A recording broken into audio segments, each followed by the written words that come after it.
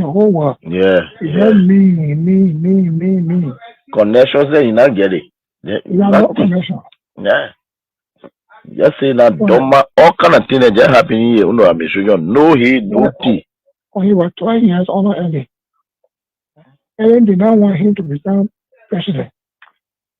So Ellen did not introduce him to many leaders. Ellen was doing her thing on her own. She was traveling from country to country and kept a man in a garage for 12 years, according to Boyka himself. Yeah.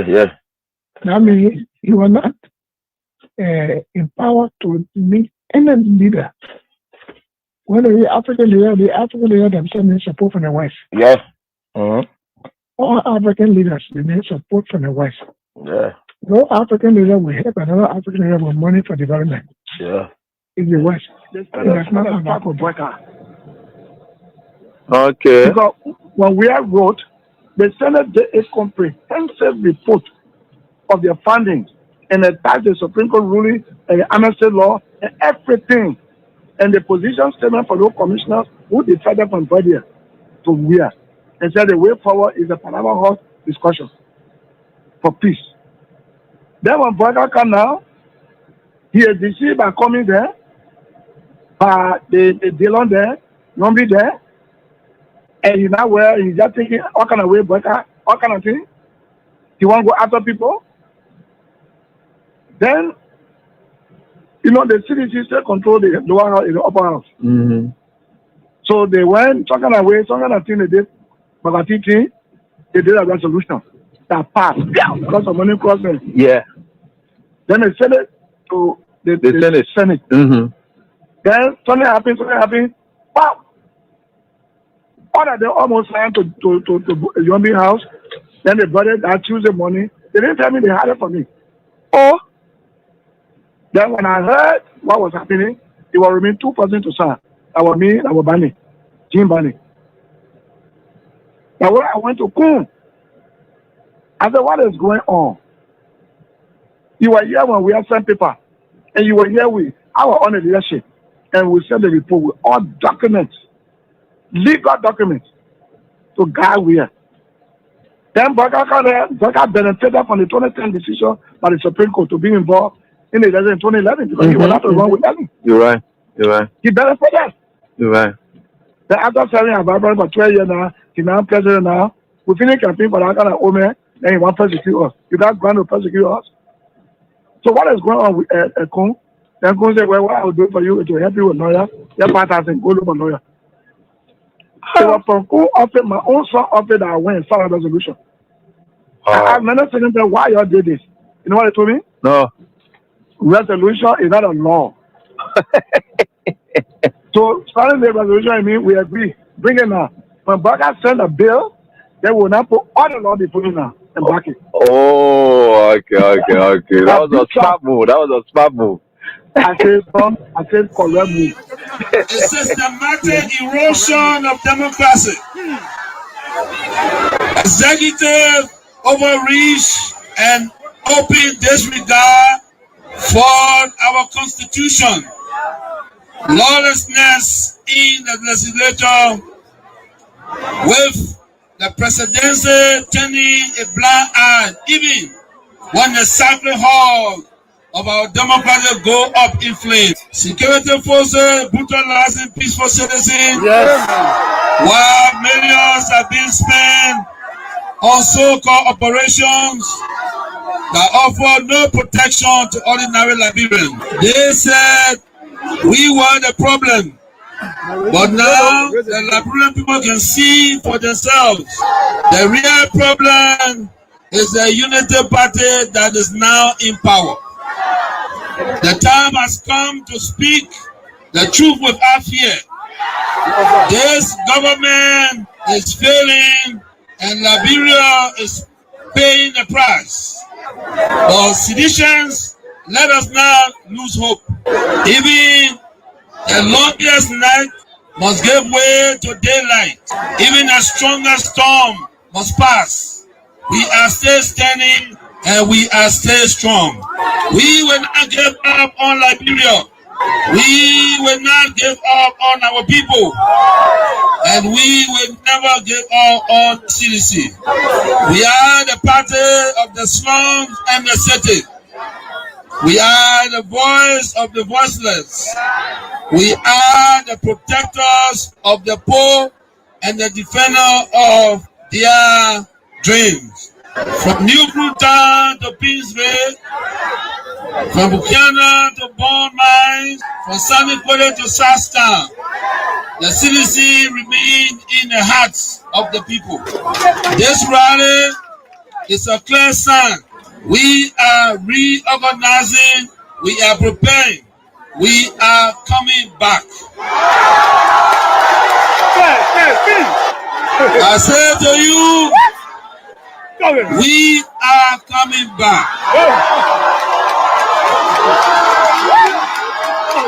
But in order to do that, we must build a strong, together we must fortify the one institution that can correct the failure of the Buaka administration. And that institution is the Mighty Coalition for Democratic Change. This is why I call on all of you today, not just to believe, but to act. Not just to hope, but to build. Let us invest in the movement that has invested in you. Let us pay our due so that the party remains financially and politically prepared. Your dues are more than money. They are a seed of commitment, a pledge of loyalty, and a symbol of hope. I am so proud to launch this due payment campaign today because it means that you, the grassroots, you, the real owner of this party, are ready to step forward, take charge, and prepare for the future. As your political leader, I promise you this: we will not rest, we will not retreat, we will organize, mobilize, and energize until we reclaim the leadership of Liberia. But let us do it the CDC way, peacefully, lawfully, strategically, and respectfully. Because when our time comes, and it will come, believe me, we must be ready not just to win, but to govern better. We must correct the wrongs, improve the system, and restore the dignity of the Liberian people. So let us unite, let us rise, let us believe, and let us build. And to all our young people, I say, stay focused, stay clean, stay strong. To our women, you are the backbone of this movement. Keep rising. To our elders, your wisdom is still needed. Stay with us. And to our opponent, we see the failure and we are coming to face it. Again, as the great Nelson Mandela said in a quote, it always seems impossible until it is done. Unquote. The party is alive, strong and mighty. The revolution shall continue. A belief we will uphold to death. The future is not beyond us. The future is still ahead. And together we will get there. And so I want to close with this advice. Wait well. Liberia and Liberian will call on you again. And therefore, be prepared to win again and lead again.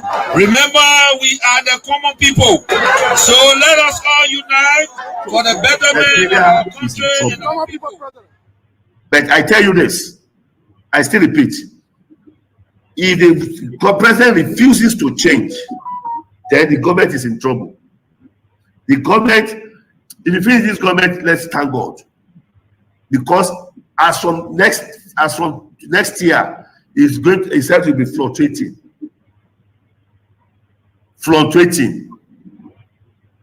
And all the people that is in the government, they are liars. All of them. They don't know why they are there. They don't know what they are doing. They don't know the reason of staying in that system.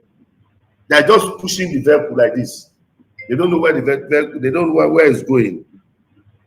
So the forefathers of Liberia, they are in pains.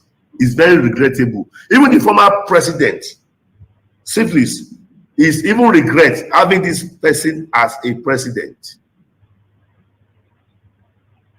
So that is just it. They believe that George Weah is too much for Liberia. That is the man who have brought transformation, total transformation to Liberia. That is a man who have turned Liberia to mini London or mini US. And he will have done it in second term. But they didn't understand. They are angry with him. They believe that he's against them. They believe that he doesn't like Liberians. That's what they believe. That's what they believe. Liberia will be zero in sports. Zero. Zero. Tell me some step. Zero. Oh yeah, go to Nations Cup now. Go to Nations Cup. Let's see. Let me see you Nations Cup. Go to Nations Cup. I'll give $500,000. If you qualify for Nations Cup, I'll give your national team $500,000. I promise. Your Nations Cup, your experience in Liberia now. If you don't know, in 2 years' time, Liberia will be worse. Will be one of the worstest country in the whole world. What I mean, worstest country in the whole world. If the Liberia will not protest against this government, tell me there is no God.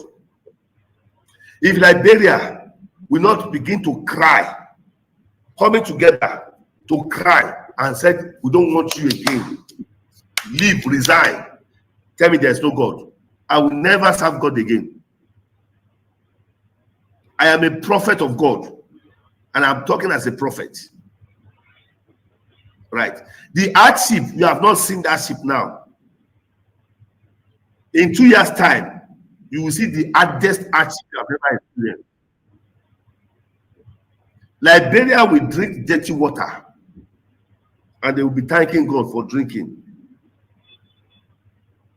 That is the kind of president you have. This president does not have anything. He doesn't have any template. He doesn't have any roadmap for the nation. They just force him there. It was rigged election. Rigged election. It was forced on you people. It was forced to be president.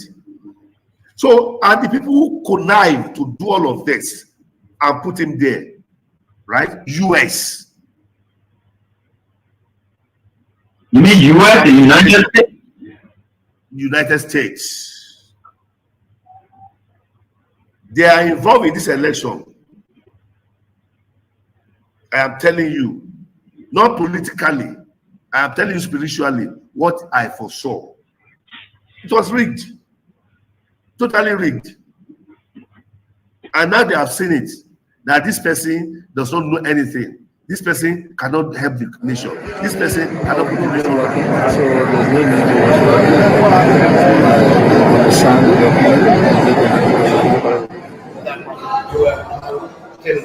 And all of our partisans, supporters, and well-wishers out there, even the members of the faith pastor who created the awareness for this day, we appreciate our partisans and supporters. We are interested in peace and stability in this country. As we indicated, we remain unreserved in our commitment to that. All we want is for due process to be accorded every citizen, irrespective of social, political, economic, or geographical status. That doesn't matter. The law is blind, and so that's what we want. So we are happy we went to court today, as we indicated to our supporters last night, to go. We cannot lead from the back. We could not lead from the back. So we ask our supporters to turn out. So this is why, as leaders, as political leaders of the different parties, we went on the ground of the Supreme Court today at the Temple of Justice, rather, to show to our supporters that indeed, just as they are precious, just as our lives are precious, so are their lives also being precious. So we could not tell them to come up and then we stay behind, you know. So we lead and we lead from the front. And we are very, very much appreciative to all of them, the judiciary system, the law process, the legal process is unfolding, is taking the root. The bond was signed. As I speak to you now, Honorable Funati, K. Funati Kofa, former Speaker of the House of Representatives, Honorable Dixon Sibo, Honorable Abu Kamara, and Honorable Jacob Debbie II. As I speak to you now, they are being released, from the Malaria Central Prison. That process is on. So with this, we want to appreciate our supporters and we want to urge them to be calm, to continue to be law-abiding, to be peaceful. As we said yesterday, when they are coming out today, should be in a peaceful manner and form, and that the police also should not provoke, they should not provoke. And today, with all that is happening without any incident, so I like to be a reality. So the police also act like thank you very much. There are a number of things that happened today. First, the prosecution tried to avoid the fact that the police was in charge of the building at all times relevant to this conspiracy and this action. So you will be unable to avoid a trial of this matter, bringing the police in as co-conspirators, if indeed arson occurred. The second surprising thing is the state witness testified, right, that the evidence, the plastic cups and the stuff they used to transport the gasoline. They wasted the gasoline on in the building, they lighted, then they took the cups, they ran outside, and they threw them in the yard. So they say they found the evidence outside of the vicinity. That doesn't make sense, right? Finally, it's a hodgepodge of recordings unrelated. Okay, there's no direct evidence of relationship to the fire. Abu Kamara, Jacob Debbie are colleagues of mine, and we will talk almost every day to matters that pertain to legislative business. During that time, also remember, the legislature was tense. Okay, the legislature was tense. So to take a recording where I'm at the president house and say that's evidence of fire, I mean, I was truly disappointed today. The good thing is they didn't take as many bathroom breaks, but the evidence is just as good.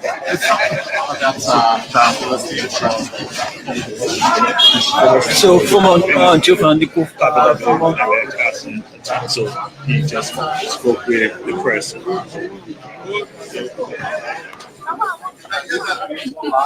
Innuendos and this. We have identified a series of them. We understand where the case is going, and there's nothing there. It's a mockery of justice. So from the witness testimony today, are you convinced They are more abusing. You understand that your courts have your own connection with the fire. Yeah, the only people who can associate that place with fire are people who are ignorant. Not where when you have a mindset, you try to develop anything to that mindset. So you go in with a preliminary mindset that I got to be Kofa. So anything Kofa say will be. Did the police IG call you, sir? There are information that he called you. Call me for what? To apologize. To apologize. When? Today. No, I don't see no call for no police IG. Tell him not to call me. That for reminding us to make sure that we don't break the rules and regulations. They are still there. We have to respect the laws of the republic. That's what we did. When I was in power, they tell me that no, this is a tenure position. You cannot move the person until the tenure expire. So be it. That's the law. We can break the law. So I hope that the government will take heed. It's important to respect the law of the republic. We're not a democratic period. So we need to respect the law. All we look for is to respect the law, and that's what we did.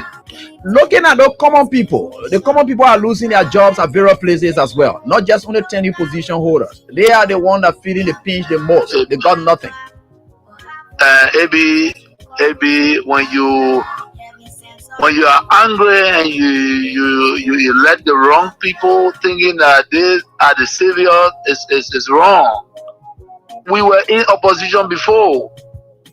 If you employ poor people that have the minimum, and somebody come to power and believe that because they associate with other people, so they have to be taking a job, it is very bad. That's not good. No leader can do that. And what, $50 job, $100 job?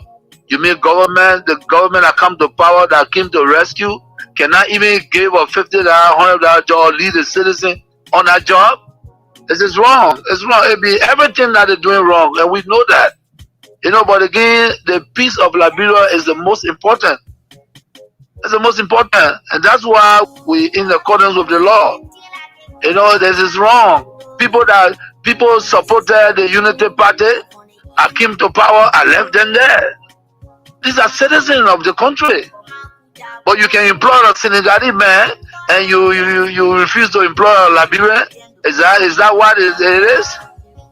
No, it's wrong. It's wrong. Everything that they're doing is wrong, AB. The disrespect is wrong. Breaking our laws is wrong. And the Republic of Liberia. During Ellen time, I kept the peace. During President Dota, I kept the peace. Amos Sawyer time, I kept the peace. Charles Taylor time, I kept the peace. I have never broken anything in this country. I work for peace in our country, and I'm on record. Even the United Nations know that I work for peace. So I'm not trying to break the peace. What I'm telling you that those people that say they came to rescue us, they are breaking the laws of the Republic, and it is wrong. If you can't see it, AB, it is wrong. It is wrong. Because in the government that I serve, and the government needs to really invest. The people like you that get the type of structure.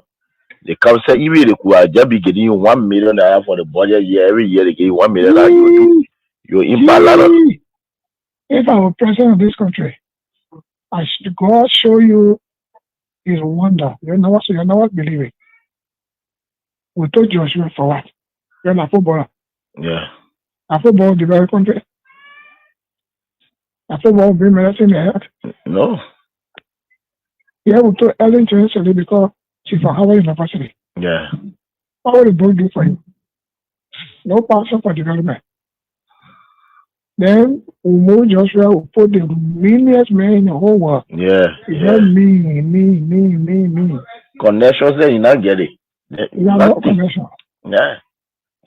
Just say that all kind of things that just happen here. I'm sure no he no tea. When he was 12 years older Ellen. Ellen did not want him to become president. So Ellen did not introduce him to many leaders. Ellen was doing her thing on her own. She was traveling from country to country and kept a man in the garage for 12 years, according to Boyka himself. Yes. That means he was not empowered to meet any leader. When the African leader themselves need support from the West. Yeah. Mm-hmm. All African leaders need support from the West. Yeah. No African leader will help another African leader with money for development. Yeah. In the West. That's not about Boyka. Okay. Because when we have wrote, the Senate did a comprehensive report of their findings and attached the Supreme Court ruling and the amnesty law and everything, and the position statement for those commissioners who decided from India to where, and said the way forward is a Panama House discussion for peace. Then when Boyka come now, he is deceived by coming there, by the Dillon there, Nombi there, and he's now where he's just thinking all kind of way Boyka, all kind of thing. He want to go after people. Then, the CDC still control the lower house in the upper house. Mm-hmm. So they went some kind of way, some kind of thing they did, but they did a resolution that passed because of money crossing. Yeah. Then they sent it to the Senate. Mm-hmm. Then something happened. Wow! All that they almost ran to Yombi house. Then they brought it that Tuesday morning. They didn't tell me they had it for me. Oh, then when I heard what was happening, it was remain 2 persons to sign. That was me, that was Bani, Jim Bani. Okay, let me say a pleasant good evening and welcome to the program Face the Issues. Today is Friday, and the Friday edition promises to be good. It's going to be extraordinary, just us. Though the teacher is not here, but the TA is here. But yes, it's going to be extraordinary. It's going to be fantastic tonight, to be very honest. So the teacher himself, Teacher Light, will have loved to be here, but due to some engagement, he's unable to be here. But however, we're going to be here to take you through on this edition of the program Face the Issues. But nowadays Liberia, things are getting quite interesting, to be very honest. Liberia is a very unique country. Our country is very unique, and but just before we move forward, let me say how you're doing. I guess all of you are doing okay. The weekend we just got started, right? Yes, the weekend just got started. And I'm quite sure the weekend, have started with you guys. So everything is good with you guys. I just hope and pray that all of you doing so well tonight on the program Face the Issues. It's good that we can be able again to come here to sit on this platform tonight to discuss some of those issues that are trending in our country, Liberia, Africa, and the rest of our global community. So this is our country, and this is the country where you can never be deported from. So we'll always be here to do what we're able to do for our country, to move our country forward. And like AB normally say on the program, it speaks to nationalism, it speaks to patriotism. So because every patriotic citizen always want to push for their country. Yes, put your country first, right? So it means your country is a priority. So if you go to the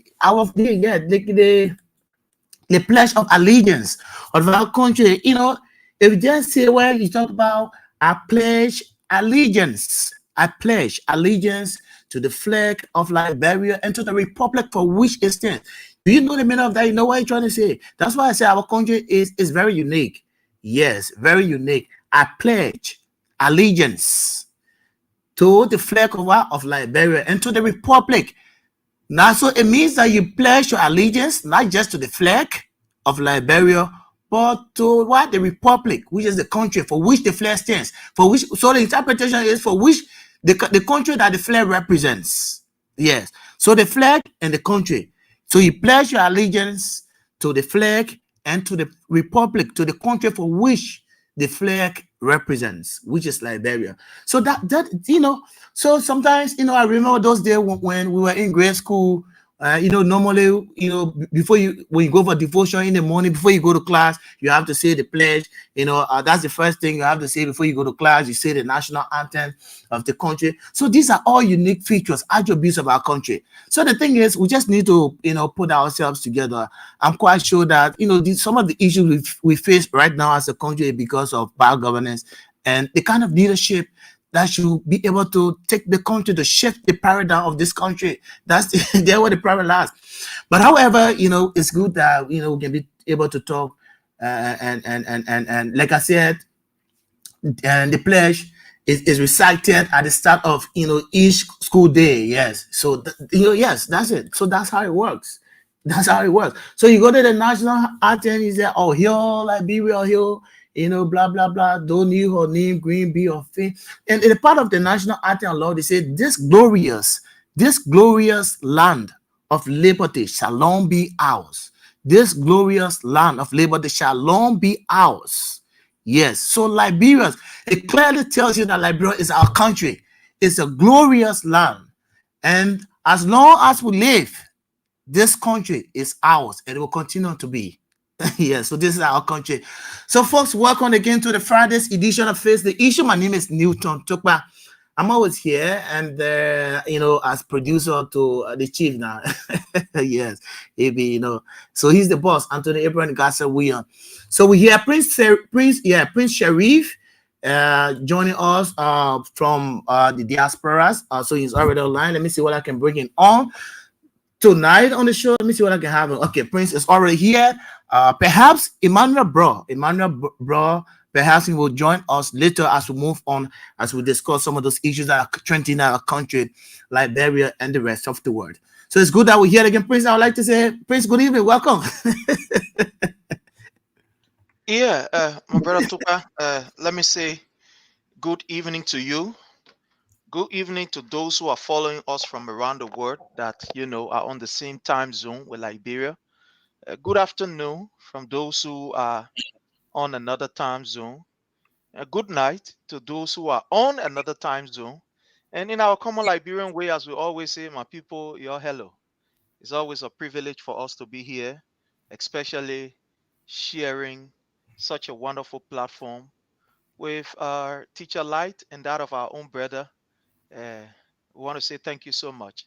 And as usual, join us. Let's have a wonderful, wonderful, wonderful discussion for and about Liberia. But I'm doing well, I'm doing fine, and we are trying. Thank you for the ask.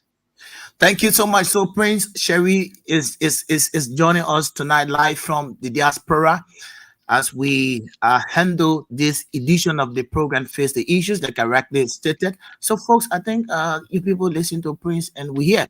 So but for folks, not to waste your time, we go directly and to start the ball rolling right now.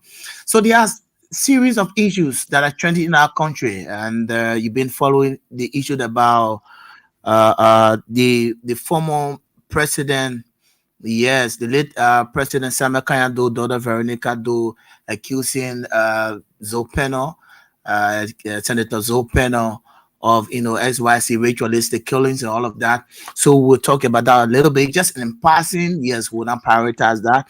And the former Associate Justice Cabinet Janet has criticized. He was one of those lead supporters of the United Party government, but now he has, expressed his own dissatisfaction about the government because what he thought the government would have done, the government is not going in that direction. The government is going the other way, and owing to the fact that that the government is unable to develop the kind of policies and the kind of idea, the kind of strategies that will improve the lives of Liberians. So these are serious issues. He has, criticized the United Party-led government, stating that he thought that this government would have done that led to his support in 2023 general and presidential elections. The government is not going that direction. So he regrets every support that he accorded or afforded the United Party during the 2023 election. So we'll talk about that. Yes, giant, cabinet giant, and all of that.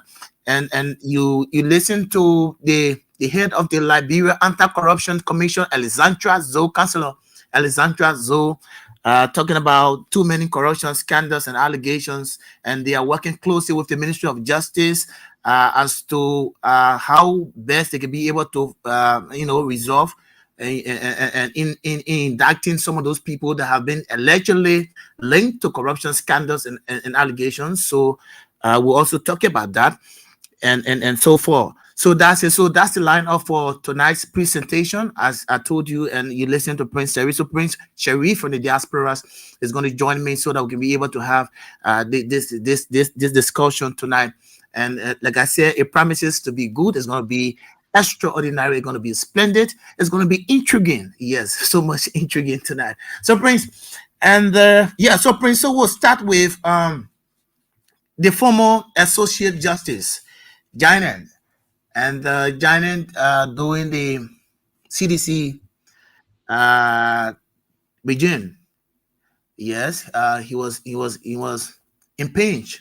Let me put it that way. You follow the story, the historicity regarding that situation by the House of Representatives, and now he was one of those who supported the United Party-led government overwhelmingly. Yes, one of the front runner of the United Party government by then 2023 general and presidential elections. And now Councillor Cabinet Janet, former Associate Justice of the Supreme Court of Liberia, is now regretting his support to the party and the United Party government, and he regretting now why he supported. Let me just read out something I have here. I think I jotted down. So it says, former Associate Justice of the Supreme Court of Liberia, Cabinet Jaine, says he regrets supporting the United Party government during the 2023 general and presidential election.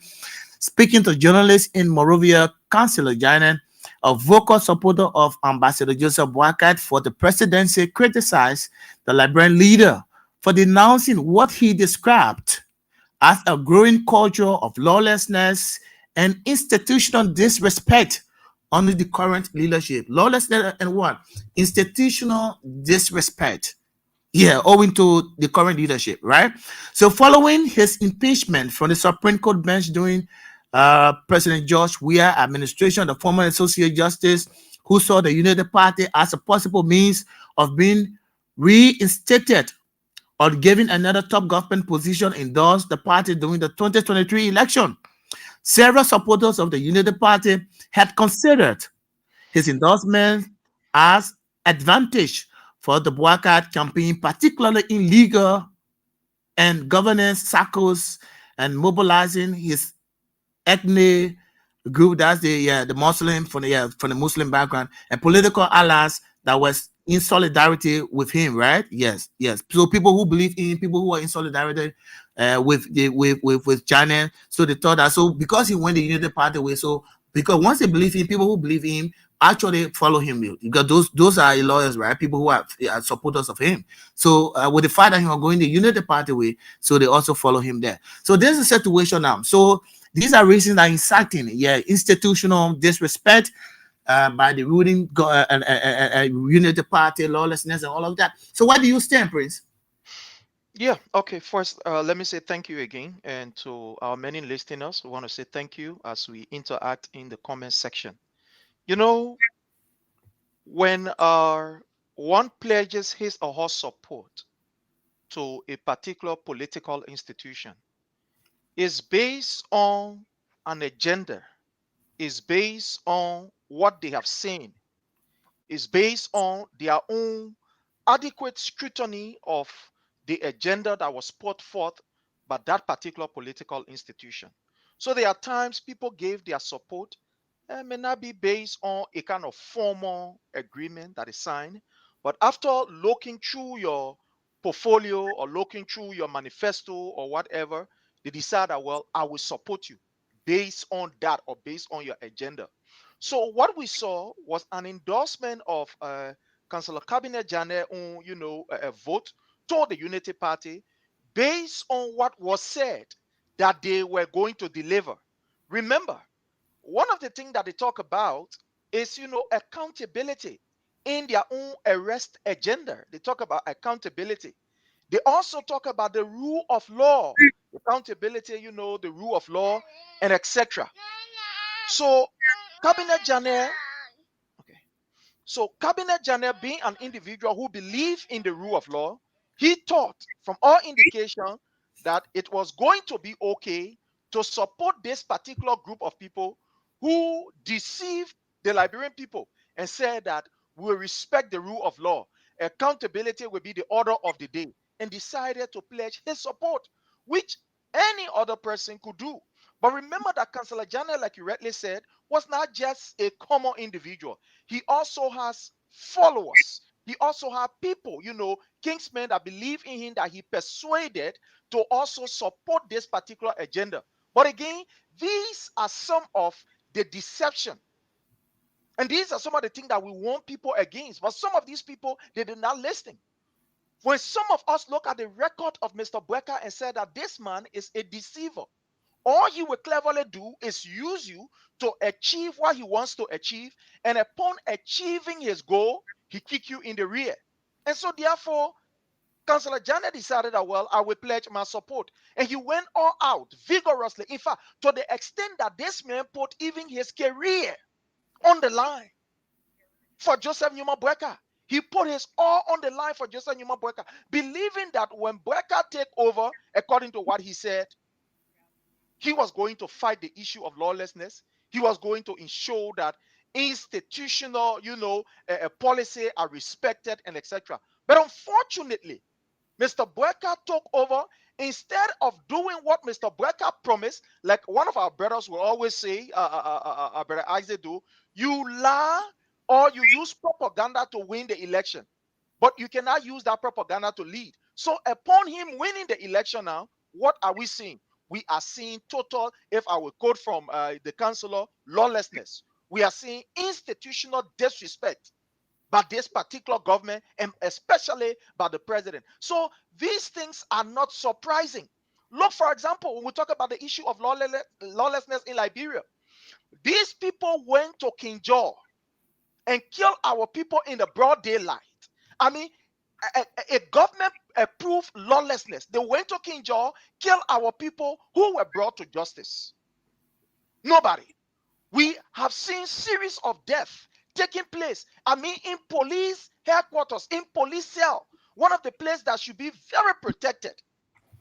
And at the end of the day, what is happening? We are seeing people taking law in their own hands to the extent that mob justice has become a thing of, everyday's life.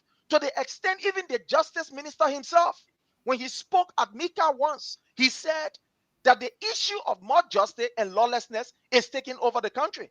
So it is not surprising for somebody like Councillor Cabinet Janet, to come out and say these things. These are just the reality, and it just tells you that it has reached to the level where Liberia is at the verge of a total collapse. Because if people like Councillor Janet, somebody who is legally, illuminated, somebody who understands the legal process, if this man can tell you that lawlessness has become the order of the day, institutional disrespect or disrespect, for the rule of law as it relates to people who are hailing this very institution, then you must know that it has reached at the zenith. And we are seeing it to the extent where we saw the Minister of Justice addressing a press conference during, the very early stage of this particular, political arson attack that was perpetrated by Mr. Boyka and his gang, led by Gregory Como. When the incident happened, we saw the justice minister giving a press statement with people behind him clapping, a justice minister, people clapping behind him. So we are seeing, lawlessness becoming the order of the day. What you saw, especially with these opposition lawmakers, where they were taking on Friday intentionally detained at the headquarters of the Liberian National Police, and the next time we got to look, they were at the place, Central Prison, intentionally doing things in order to be able to maybe put these people behind bar so that you can claim the glory. Look at what is happening. There is a complete breakdown of law and order, to the extent that people who should be protecting the law, people who should be seen as the arbiter of justice, as the symbol of justice, these people are now seen as a kind of, somebody will say in our Liberian way, as bugume of justice. Look at the Liberian National Police, how the Liberian National Police is turning now into a gangster group that is controlled by Mr. Boyka. Look at what is happening. Look at the NSA. Under the regime of Joseph Numa Boyka, torture has become institutionalized under NSA. So it is not surprising, but it is just worrisome that somebody of his status to come up and say, then you must know that it has reached to the brain where these people who are professional, that are supposed to maybe we will use the law to ensure that these things, are curtailed, that they are losing hope. And it's scary, my brother. It is scary. So it's not surprising. Yes. So yes, you wouldn't have said it more than that, Prince. You said it right. That people are getting disappointed day by day, in terms of how the government is proceeding, in terms of how the government is operating, and there are just a lot more that people are absolutely extremely disappointed. So you listen to like Mr. Sharif said, you listen to Councillor Janet and Councillor Cabinet Janet, former Associate Justice, is one of those persons who supported the Unity Party government. Yes, he supported overwhelmingly. So in fact, all of those who believe in him, I mean, people who believe in him also because of him, they're almost like maybe Newton. I have my followers. I have people who believe in me, right? So everywhere I go, they'll have to go that way just because of the relationship I have with them. So that was the case of Janet and his own supporters, people who believe in me, right? So every human being will have followers. Yes, obviously, you know that. So every person will have a follower. So once you leave, everywhere you go, you have your follower, you have people following you. So let me give you another practical example. So when Abraham Garson William was at, for example, Freedom FM, so he left. So AB is now to King's FM. So people who are listening to Freedom FM because of AB, they are not listening to Freedom FM now. They tune to King's FM because of AB. Because so those people are his personal followers. They just believe in him. So everywhere he goes, obviously they will follow him. Yeah, so that's just a practical example. So that was the case of Cabinet Janet. So the councillor supported a vigorously campaign for the United Party 2023, owing to the fact that yes, when the United Party come to power, they're going to do the best for the Liberian people. They're going to, make sure, they're going to craft the kind of policies that will improve the livelihood of Liberians. But now we're going 18 months, almost 2 years in power. But nothing, there are no signs. You can see signals, no signs. They'll tell you that this government will do better relative to the remaining years. So in 18 months, almost 2 years in power, almost 2 years, 18 months. If the government is not making any effort, there's no effort. You can see. What's the indications that you think the government is going to do more maybe in the remaining years? What are the yardsticks you think we use to evaluate, to tell us that yes, the remaining years, maybe the first 2 years, the government has not done anything, everybody is complaining, so the remaining years, the government will do X, Y, Z. So there's a saying that say in our own typical, Liberian parlance, yes, that, when the season will be good, you know from the eve. So you know the interpretation of that saying, you know what it means. We are all practical, we are all practically Liberians, right? So if somebody tells you that if the season will be good, you'll know from the eve, you know the interpretation, you know what it means, you know what it entails. It entails a lot of things. A lot of things it entails.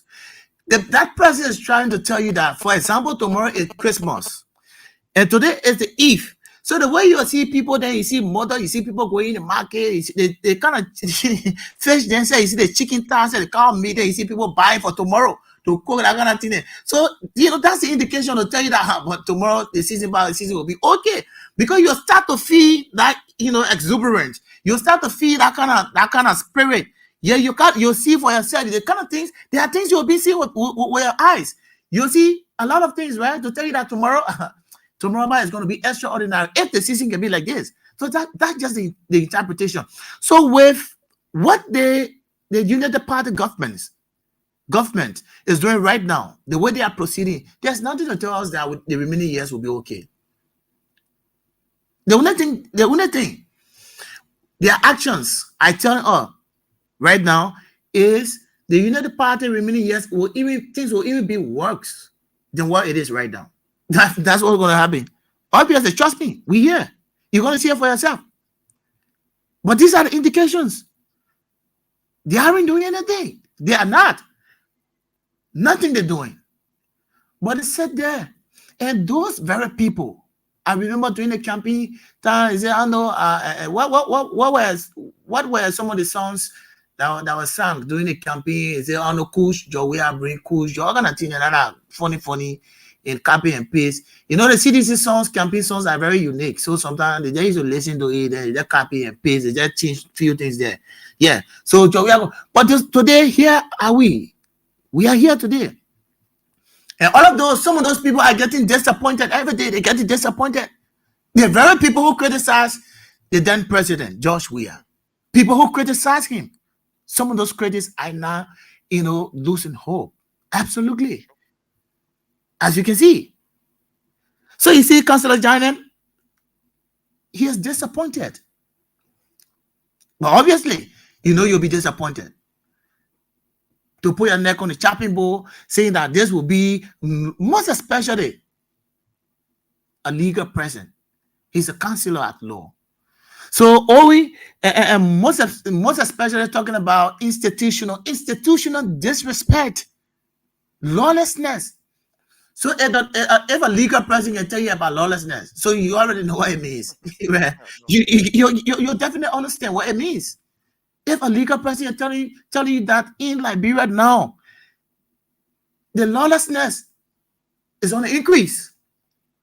So you just understand.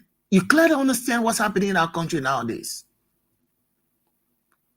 This country, the way things are moving, like my boss always say, he always say on the show that we need to pray for this country. Things are not moving the way it's supposed to move. Things are not going rightly. Things are going backward. The country is retrogressing instead of progressing. We are not progressing. We are retrogressing. Things are going back instead of moving forward. It's because of bad governance. Bad governance. Absolutely bad governance. So we just want to talk about that in passing. So we'll move on to the next issue. The next issue is about the Liberia Anti-Corruption Commission, the LACC, headed by Councillor Alexandra Zoe, and they have they're making emphatically clear that they have concluded investigations in key corruption cases, namely involving ministries and agencies ranging from the WASH Commission.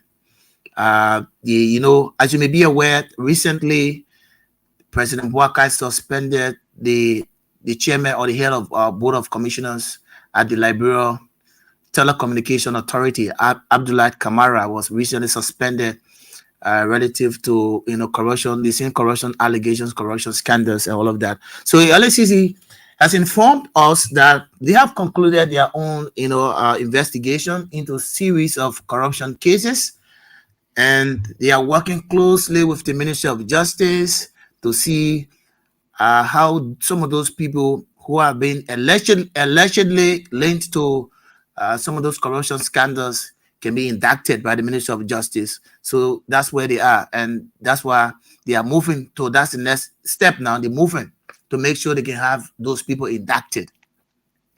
But listen to this. So let me play an asset from Alexandra Zoe. Let me play you this so you can have a listen. Yes, let me play you this. So listen to her, Kinley. So I'll play you this. Let me play you this so you can have a listen. The period this presentation covers January to over the period. I said the period this presentation covers January to June 15, 2025. Over the period, LACC, the Monitoring Investigation Department, has recorded significant progress through the completion of 4 high-profile cases involving, number 1, the Liberia Telecommunication Authority.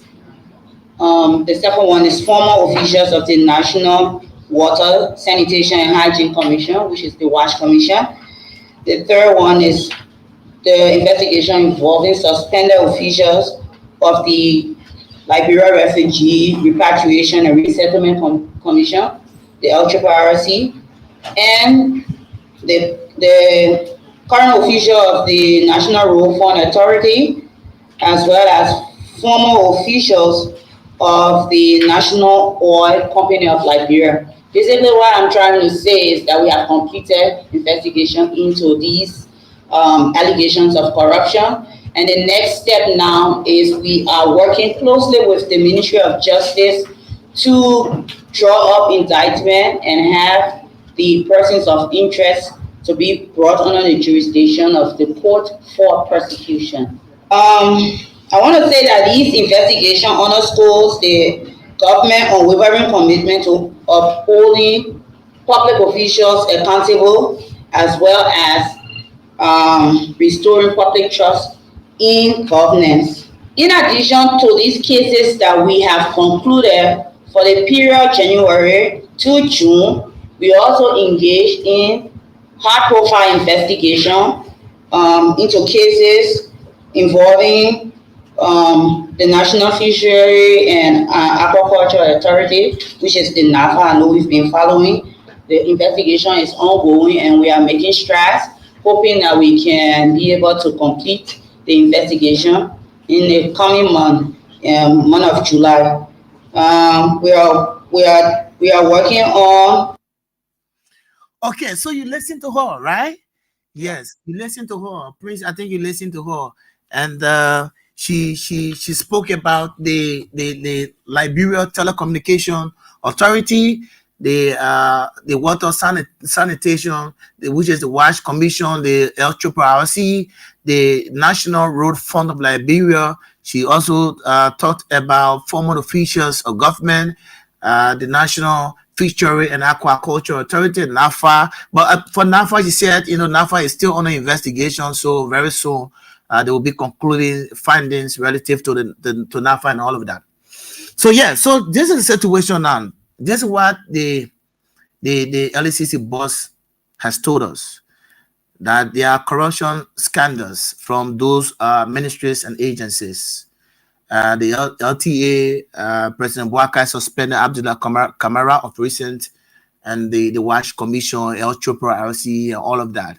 And what I listened to her at the end of that interview, she said, all of what their actions, all of what they are doing right now is in compliance with the IRS agenda for accountability. So it's laughing, it sounds hilarious. So accountability. So yeah, so we wait and see. So now these people, you say you're working with the Ministry of Justice. You're working with the Ministry of Justice to see how these people who have been allegedly, linked to corruption scandals and all of that, how they can be indicted. So we wait and see, because we'll be hearing more of this. This is our first time hearing about, LACC coming out with, information linking people to corruption scandals and allegations. I will be hearing more of this. So, Prince, what's your take relative to this before we move forward? Yeah, thank you, my brother Newton. As I'm listening to the first, write-up from you, or those points that you jotted down from Councillor Cabinet Janet, who talks about institutional disrespect, I am not surprised. Let me say this. I do not lose hope, or I've not lost hope in the institution, but I've lost hope in the individuals. Some of those individuals that are heading these institutions. And that's why we continue to tell Liberian that Mr. Bouakai is playing with the mind of the people and is playing with justice. And when I see people saying, oh, where about Ali? Joseph Nyuma Bouakai suspend, the other person suspend. We elected Joseph Nyuma Bouakai to suspend or to prosecute. Now, this is just to tell you what we call the selective justice that is going on under this particular regime. Now, let's just go further. The last time that I can recall in this entire, episode, a lawmaker, Representative Collins of Bapolu County, he brought up an allegation against some lawmakers that they were bribed, they received money. And that particular evidence was taken to the Ministry of Justice. And it was also taken to the LACC. My brother Newton and people who are listening to us, has the LACC called to probe this particular case, taking into consideration the nature and those who were involved? Have the LACC called them? No, they are yet to call them. Look, we should not allow people to play with our intelligence. We have crossed that level. You see, everything that is happening is just a glaring example of how Mr. Bouakai is keep disrespecting the institution. Look, Bouakai has no appetite in persecuting people. The only thing Bouakai wants to do is to go against his potential opponent. People who he thinks that in the opposition are of potential that will be able to, counteract some of the lies that he's putting out there. So let's look at the issue of the LACC, the LRRC that the Honorable Councillor talked about from the LACC. My brother Newton, when this thing happened, that was very clear, that was very clear. When this thing happened, And remember that I think the LACC had some amendment under the WIA-led administration in order to give the LACC that particular teeth to bite and that, persecutory, power. I think there was an amendment that was done under the WIA-led administration to give that particular LACC more weight so that it can be able to function void of anybody politically, muzzling them and stuff like that. So this LRRC corruption saga happened long time ago, where it was a broad daylight stealing for the director, one Wozi, who was there, I think Prince Wozi or so, that was at the LRRC. That man was brave enough to take names that have never even crossed Liberia, and put them on a list and say, John Brown coming from Bujumbura, we gave the person here $150 or $300. This thing was very clear. At the end of the day, as we speak, where is Wozi? Look, the Unity Party government must start playing with the intelligence of Liberians. And that's the reason why we as Liberians must continue to expose this particular government, because they are not fighting corruption. It's completely loud. No, this is comical. This is comical. And let me say to the LACC boss, look, you have earned your reputation and your character. Do not allow this risky mission to use you as a laughing stock or to go against people only because they have some political agenda. We want you to use the law. We want you to use everything in keeping under the law to ensure that people are investigated. For example, look at the road fund. We all know what is happening. This particular government is after her political opponent. There are people who served previously, and they believe that the best way to do it is to go after these people. What happened to Ami Moda in a broad daylight corruption? What happened to Ami Moda? No, what happened to the NTA? Yeah. Monrovia Transit Authority. The You transit. think we are fools around here? No, what happened to how you call the place? The transport ministry and these other areas. Broad daylight corruption, broad daylight stealing. What happened right in the executive mansion? The Ministry of State, 72 names. Ghost names. Out of 30 or so ghost names. What happened to that? What happened to MCC? So is it that because these people are closely related to the regime? No, what happened to how you call right here, where a nephew is? Ministry of Internal Affairs. Where they took a huge money, and up to now they have not accounted for it. Look, I want to say to the LACC, for some of us, we have not lost hope in the institution, like I said.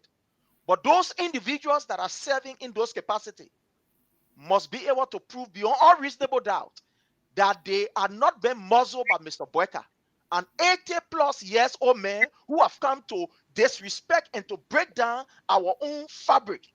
Lawlessness is taking course. Let the LACC people and the bosses be very careful not to allow this 80 years old man who is a complete failure, this man that has nothing to his agenda, this man that does not believe in the rule of law, this man that have disrespected all of what we can think about, including the highest court of the land, the Supreme Court. After the Supreme Court told him that, Mr., this particular LTA thing here that you're doing, you're taking people from LTA, it is not in keeping with the law. Please stop that thing you're doing and listen to the law. Joseph Numa Boyka turned around the next day and said, okay, any other time I listen to the law, I will suspend them and keep people there illegally. What happened to the central bank? When this particular man clandestinely, Nicodemously, surreptitiously sent his nephew there, Samora, at the central bank, and they lied on Governor Talu that this man was involved into corruption, etc., etc., only for the man to go to court and say, in as much as you people are saying that I am at fault, I want to go to court and let the court be able to, see who is wrong and who is right. Joseph Numa Boyka, under the cover of darkness, call Governor Talu and say, oh man, I'm begging you, tell the 300,000 here, go sit down here. We got nothing against you. You want to make small noise. Where are we? So the LACC must be able to do its work void of political inducement. There are so many cases on the docket of recent that are very fresh. And let me say this. I am not against the LACC because I believe that corruption must be fought from every angle and from every level. I support the LACC. But when the LACC is becoming political, when the LACC is taking a political narrative that has already been calculated by an 80 plus years old man that has no achievement, Joseph Newman Boyka, a man that have disrespected the rule of law, the man who in office, they stole people money. Imagine scholarship. Joseph Newman Boyka does not even have at least a God-fearing heart to say, hey, are there people there? We're looking for scholarship. Let me get a training scholarship. Sarah Bessler Nyati then took money for the children there in the near. You're going, how you call abroad for scholarship. You're going to learn. What become of that particular issue? What become of the case of the inaugural fund where they say RAA will investigate? What become of it? Look, the LACC is a respectable institution that is also one of those institutions to guard our democracy. But they must not be used as a political, tools to go against individuals that Boyka think are of political, maybe his political opponent. Let justice be done to all men. Like you said, and I want to go to this before I even give you the flow. From the beginning of this particular show, you quoted a line in our own item. The pledge. I pledge allegiance to the flag of Liberia and to the republic for which it stands. LACC, you do not pledge support to Joseph Newman Boyka. LACC, you do not pledge support to an alien 86 years old man. You pledge support to do the Liberian people work. And there's the reason why you people are giving a tenure position so that you cannot be muzzled or bamboozled by an 80 years old man and his folks, so that you can do your work in peace. You can do your work without a void of political inducement. Be careful, we are watching you. Be careful, we are watching you. I will stop here and turn it over to you, my brother. Okay, so thank you. So I like that. So LACC, you pledge allegiance now to the 86-year-old man Joseph Boyka. I like that from Prince. So that's good. Yes, and Prince was just. He was precise and concise, right to the point. And that's it. So the whole thing, the LACC is an autonomous agency, independent, right? Yes. So void of politics and all of that. So where people have issues now is the issue about, selective justice. And this is one thing I've said. I've said it on many occasions, that selective justice is an issue. And that's when, you start to experience problem. When everyone's supposed to be served at the same level when it comes to justice. And that's why if you look at the, how do you call it? The skill, if you look at the skill of justice, if you go to the Supreme Court, there's a skill that you see hanging, right? A level, right? Yes. So the interpretation of that is telling you that nobody is more than the other when it comes to law. So everybody is equal before the law. So the skill you see hanging there indicates that everybody is equal before the law. But how can everybody be equal before the law when you are carrying on selective justice? So the issue about corruption, all the kind of thing, the mess, the corruption scandals, corruption allegation. I think the fight against corruption, everybody, like the Prince said, nobody will want to live in a country where corruption is on the increase, corruption is very high, and all of that. Public officials, they're eating money that belongs to people. Yes, it's not good. Nobody want to see that. No patriotism, because the whole thing, every time we talk about patriotism, nationalism, we want to be nationalistic. We want to be patriotic. Yes, every good citizen want to be patriotic and nationalistic. But the fact of the matter, we should do it with that sense of mind, that consciousness, the holistic approach. So the fight against corruption in Liberia should be holistic, not selective. It should include everyone.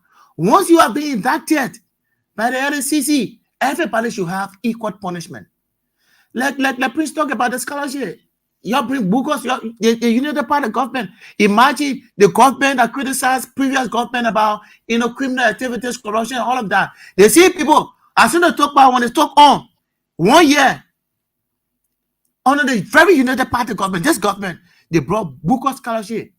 We have students who don't have money, but they want to pursue higher education, want to go abroad to pursue higher education. The federal government will able to extract money from those people on a criminal pretense. That is scholarship that Prince talking about. And later now, when they discover that, That whole scholarship Sonny, it was a booker Sonny, it was criminal and all of that. Nothing. What did they do? They said they were investigating. Since then, the investigation still continues. What's the outcome of the investigation? There was allegation at the level of the House of Representatives. There was some Ministry of Transport, the Library of Water and so on. They gave money to lawmakers. They provided money. Those monies were given to lawmakers to oust the former Speaker and Fonati Kofa. What became of that investigation today? What did the LACC do? How far has the LACC gone with those investigations? So, for me, the LACC is a toothless bulldog. A toothless bulldog. That's how I see it. Because everything they're doing is just like, I don't know how to describe which one of the adjective I can use. Should I say political showmanship? That's just it. Political showmanship. Yes, that what they want to do is to distract the attention of the Liberian people that President Joseph Boakai is fighting corruption. From your own analysis, same President Boakai, because that was one of the key pillars of the United Party-led government, because they accused the former government of too many corruptions. They said that people are taking the money. You see, Mangeda used to go the digital money. Today, there's no allegation, nothing. There's no prima facie to indicate those they're talking about. They are listening to her talking about former, including former officials of government. Where are we today? Now corruption is has become the order of the day on President Joseph Boakai. But during 2023 elections, as part of their own political manifesto, fight against corruption, will fight corruption. And that was how they misled the Liberian people. That was how they misled the Liberian people. On grounds that the government were coming, they will indict people. The lot of the people that in fact, we are officials were taking money. They were taking the Liberian people money today. How many officials, past officials from George Weah government is in jail for corruption? Because people were so desperate. They fooled the Liberian people. But they can't say that nothing they have against people. No evidence, nothing. They lied to the people to come to power. Now the lies, those lies that they used in 2023, the lies have caught up with them. The lies have caught up with them. They've been caught up in the web. But where can they go? As you can see, the lies have caught up with them. He has been caught up in the web. So the whole thing about, yes, we love the entity LACC, yes. And one thing, honor President George Weah. The LACC having the authority, the prosecutorial arm, it was under George Weah. So to tell you that George Weah will have done more, because there are good laws that were instituted under President George Weah. The issue about drugs, making it non-billable and all of that, that under President George Weah. They see the party came there and said, George Weah bringing coups. You are doing the one, you are bringing it. So George Weah will be bringing that in, and then he want to make laws that will prohibit drugs in the country, to make it non-billable offense, to make it non-billable, all of that. It is George Weah will lobby with the horse to have that law passed, to have those statutes and all of that. Don't you think George Weah would have done it? To give the LACC prosecutorial arm, to give them a prosecuting power. It is George Weah would have done it. And because George Weah wants to fight corruption, George Weah wants to see the best out of Liberia. That was the intent. He wanted to make sure that those laws could come. Because once the laws came under President George Weah, those laws are meant to make sure that Liberia move in the right path and trajectory, to make sure that this country compete with other countries in the world. The oldest African nation. This is where we are today. So everything that President Boakai is talking about, the issue, corruption, all of that, the way they lie to the Liberian people, they're fighting corruption. Nothing. They were not fighting no corruption here. They see people here today. They're stealing the Liberian people money. When people are here suffering, you see what's happening in the country. Go to JFK. Nothing there. You go to they feel that was just playing recalling on the news, hearing about the dialysis center machine. Well, on the church we are government. Church we are able to carry those machines. Those machines that we are carrying the machines for. This government, worker government, is unable to provide machine, but they spend millions of dollars. Millions of dollars on intangible things that are not important, things that will not improve the lives of people. They spend millions of dollars. They're taking millions of dollars from your coverage, from the country coverage. They say, oh, they will do this. What are they doing? There's nothing they're doing. In fact, they're adding insult to injury. That's what's happening now in the country. You see the situation, you see what happened in the country. They are not doing anything. They are not doing anything. They're not fighting corruption. Corruption is on the increase. Corruption has become the order of the day under President Joseph Boakai. Well, all of the experience. You all claim that yes, President Boakai had all of the experience. Yes, he had all. He was versatile. He was experienced. Based on those attributes, based on those qualifications, you brought him to power. You brought him to power 18 months now. Almost 2 years in power now.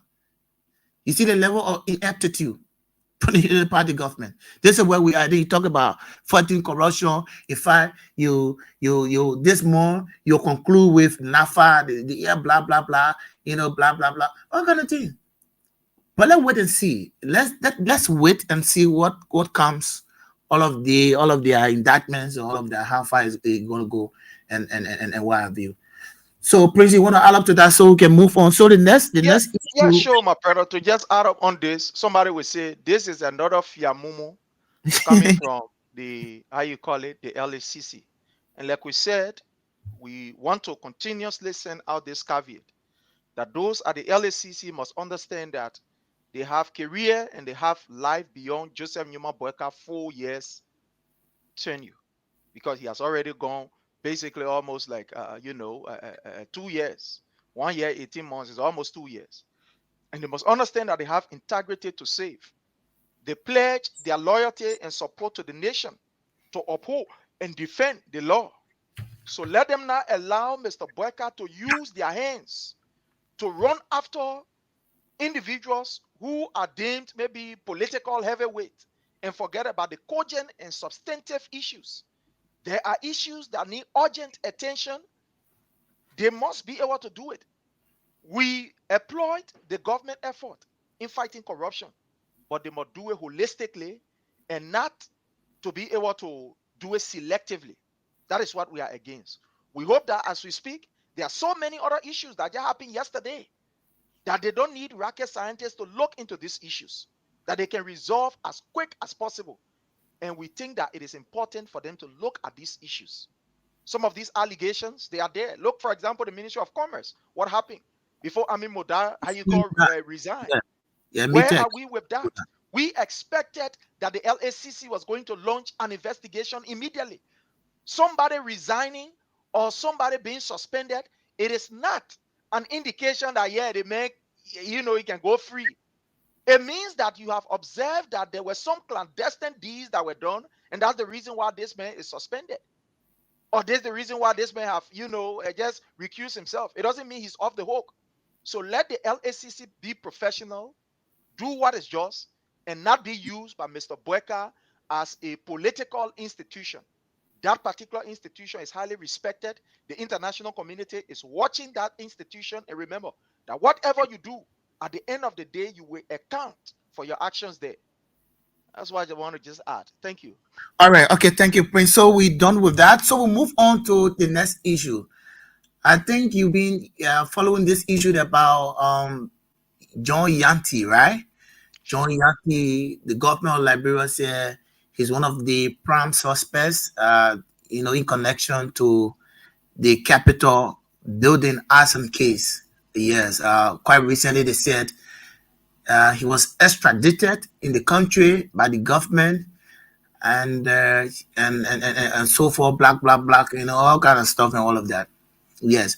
So he listened to the uncle of John Yanti, on Spoon, and he said he turned his nephew, his uncle name is Edward Yanti. He said he turned his nephew over to the government because he was doing it to put the state first. So the context. So if he said he did it because he wanted to put Liberia first, and let me just give you a little information about this Edward Yanti. Edward Yanti is the uncle of John Yanti, and Edward Yanti is working in this very Unity Party government. So you see the whole thing about family, right? So family is about the bond, right? This is about blood, and somebody will want to take decision to prioritize, or maybe to protect, let me put it that way, to protect their jobs. Maybe you need party, I'm a family of the Tukwa, right?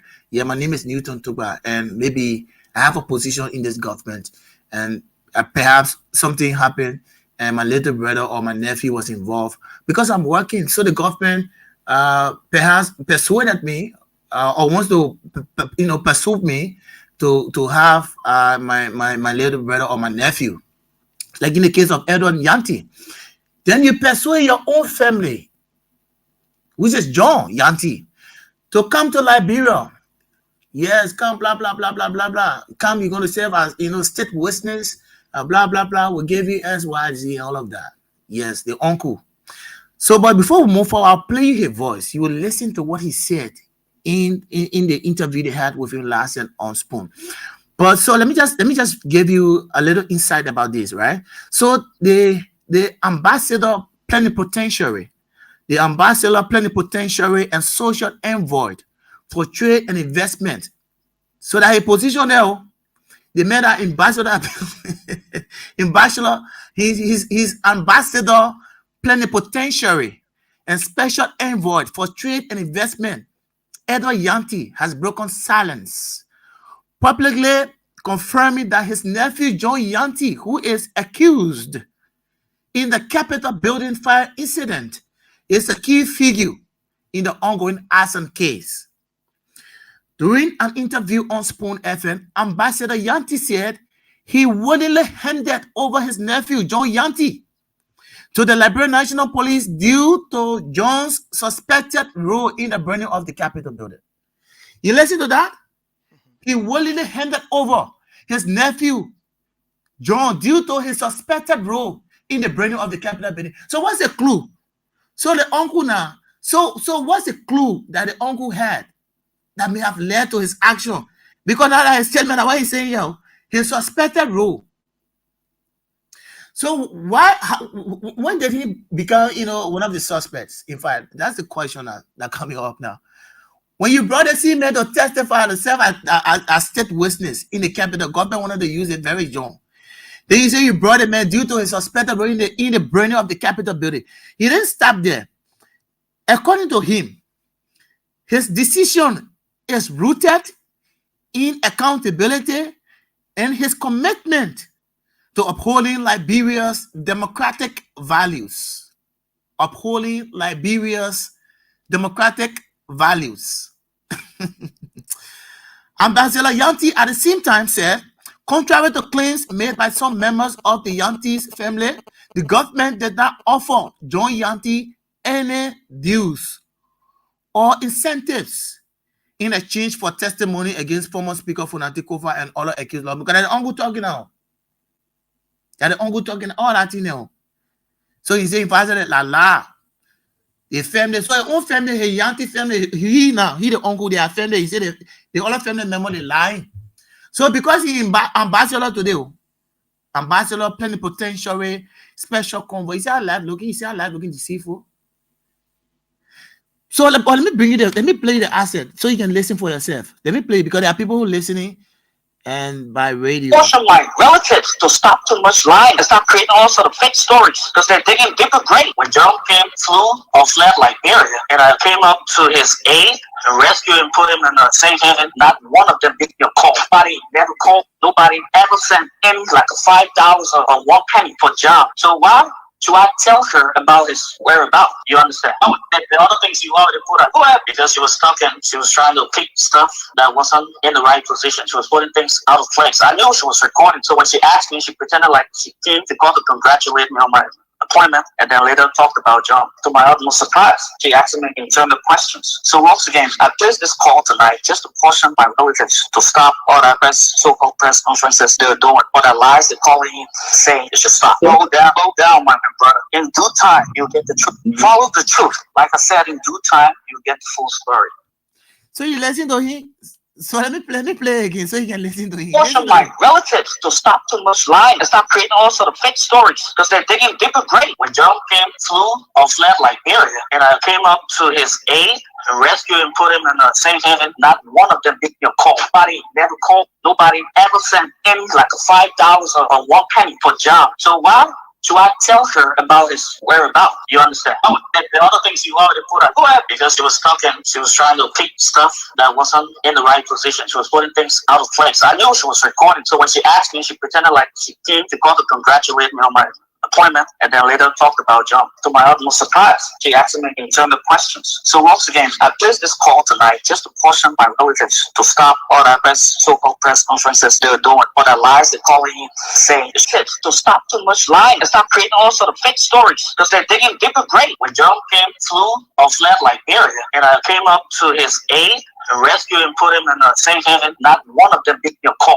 Nobody never called. Nobody ever sent any like a $5 or 1 penny for John. So why should I tell her about his whereabouts? You understand? Oh, the other things you already put out. Go ahead. Because she was talking, she was trying to pick stuff that wasn't in the right position. She was putting things out of place. I knew she was recording. So when she asked me, she pretended like she came to call to congratulate me on my appointment, and then later talked about John. To my utmost surprise, she asked me in terms of questions. So once again, I placed this call tonight just to caution my relatives to stop all that so-called press conferences they're doing, all that lies they're calling you, saying it should stop. Go down, my brother. In due time, you'll get the truth. Follow the truth. Like I said, in due time, you'll get the full story. So folks, you listen to him, right? I guess you listen to him keenly. And in fact, to the extent he's calling on the family, the Yankees family, to stop all the so-called press conferences they're having. So he said, in due time, they will get the truth. Yeah, they will earn the truth and all that kind of thing. So, but this is a situation now. So, Edward Yanti now, because Joseph Walker now getting his job, being ambassador, plenipotentiary, extraordinary, special envoy, blah, blah, blah, blah, blah, blah. So now the family now, they may try to disprove what the family is saying. Some of the family that, government wanted to bribe him to give false testimony, all of that. So he's saying now, in fact, it's not true. So there's elder Yanti man who's saying that, in fact, the family lying, blah, blah, blah, you know the truth now. So why can't he provide the truth since he's already working under this government and the government is desperately in need of somebody in terms of evidence to prove their case against the accused? Why can't he? Because I listen to him talking about in due time. You listen to the truth. And everything the family member, everything they are saying, they are it's not true, it's untrue. He want to disprove them, all of that. So what, since he knows about the truth, so what is the truth that he knows? Because he's not telling anything. So you bring your own nephew. He said, he brought him because he wanted to bring about accountability. You want to put the state first. Yes, that's true. That's true. So you persuaded. But if you listen to the beginning of the interview, in fact, the man talking to his own family, the man said some of his family, before he could get in touch, nobody said nothing. I know somebody called him. I know because in a very interview, he talked about somebody calling to inquire from him. He thought the person was calling him to commend him for his appointment, all of that. The person started asking internal questions. So he said it in a very interview he had last year. So this is a situation. So Prince, let me cross over to Prince for your own take on this matter. So Prince, what's your take on this issue, Prince? My brother, it is just unfortunate, and that's why leaders, we have to be very careful with the kind of statements that they make, because especially at that level of the presidency, When you make a statement, it becomes a policy. And it is under the, and it is the obligation of those who work along with you to ensure that that particular policy can be actualized. What we are seeing here is members of the executive trying to ensure that Joseph Numa Boyka is not made shame. When the incident happened, my brother, when the incident happened, Mr. Boyka went on the scene. And what did President Boyka do? Within less than no time, Mr. Boyka accused individuals and said that the act was carried on by hooligans. That's what he said. Somebody who did not do any investigation but went there and said that that particular act was carried on by hooligans, and he is requesting the Minister of Justice to start working immediately. So that particular statement that was made, including the foreign minister, Madam Blesto Nyanti, who hand is involved in taking this particular, a relative of hers extended by marriage or whatever to this particular end. We want to ensure that Joseph Numa Boyka is not made shame. That's the reason why you see people like Gregory Como, who is indeed a suspect in this particular arson attack at the Capitol building, is doing everything to arrest people arbitrarily. People who have nothing to do with this case, just arrest people, carry them to torture. So they want to ensure that Joseph Numa Boyka's statement becomes an actuality. They want to actualize it. So because of that, they will do everything. But I want to ask you a question before I go ahead. This particular Nyanti individual who say he's ambassador for trade and whatever, did you see on the executive mansion website his appointment? Because I know even if somebody is recommended by whoever, whether it be by the foreign minister, the president will have to, make a kind of pronouncement about that individual, So is it on the executive mansion website? Yes, that's why I need to authenticate, Prince. Yeah, for me, I check it up, and I have not seen it.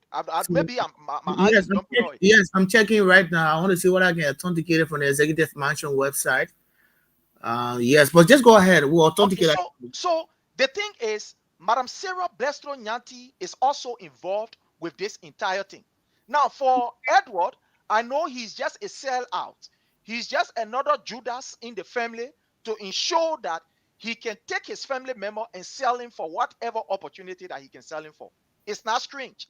You're listening to this man, and you're listening to the press statement of how you call this national disgrace and disaster that we have, Gregory Como. You listen to Gregory Como, you can see the contradiction.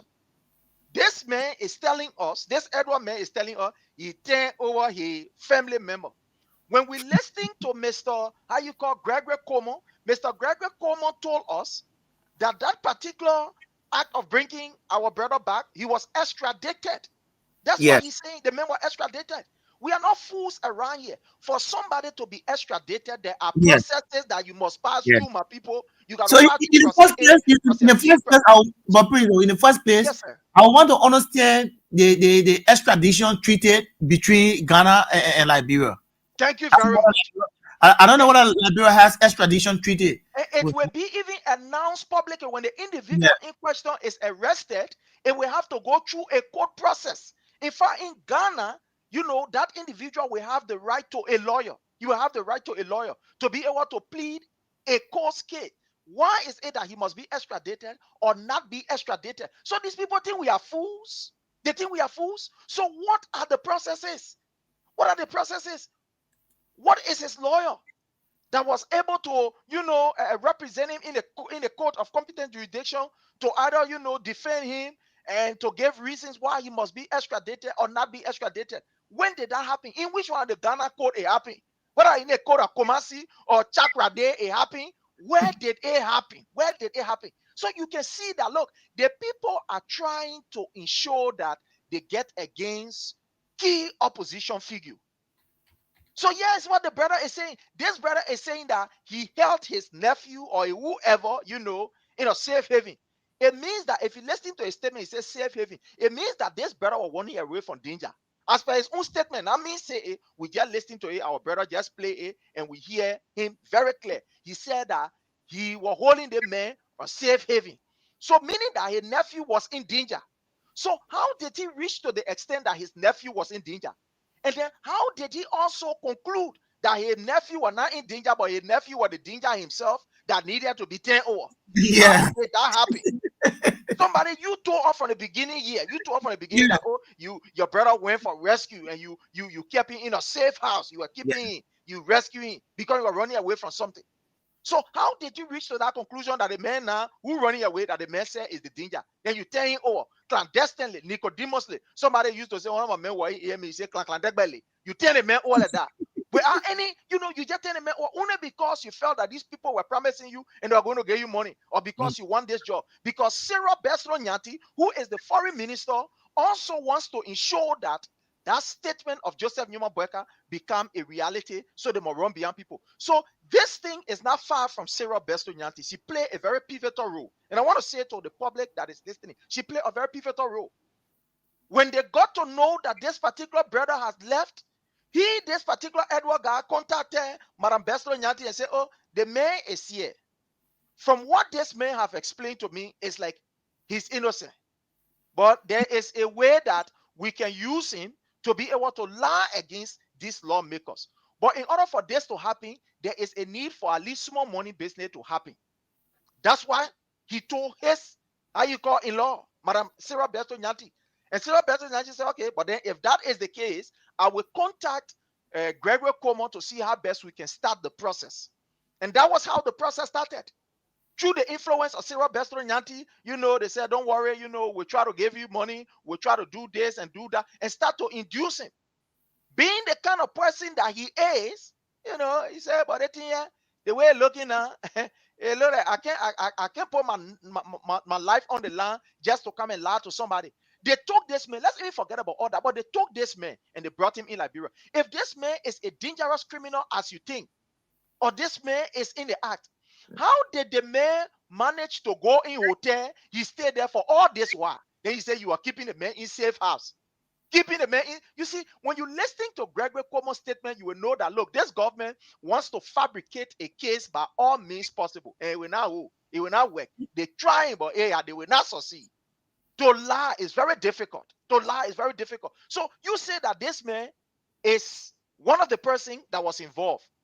You took the man from Ghana and you brought him to Liberia. So you could not keep him to the police station. You got to go keep him to safe house. You keep him to safe house for what? Was he maybe a kind of threat that people were after him? That you were taking and go keep him to safe house?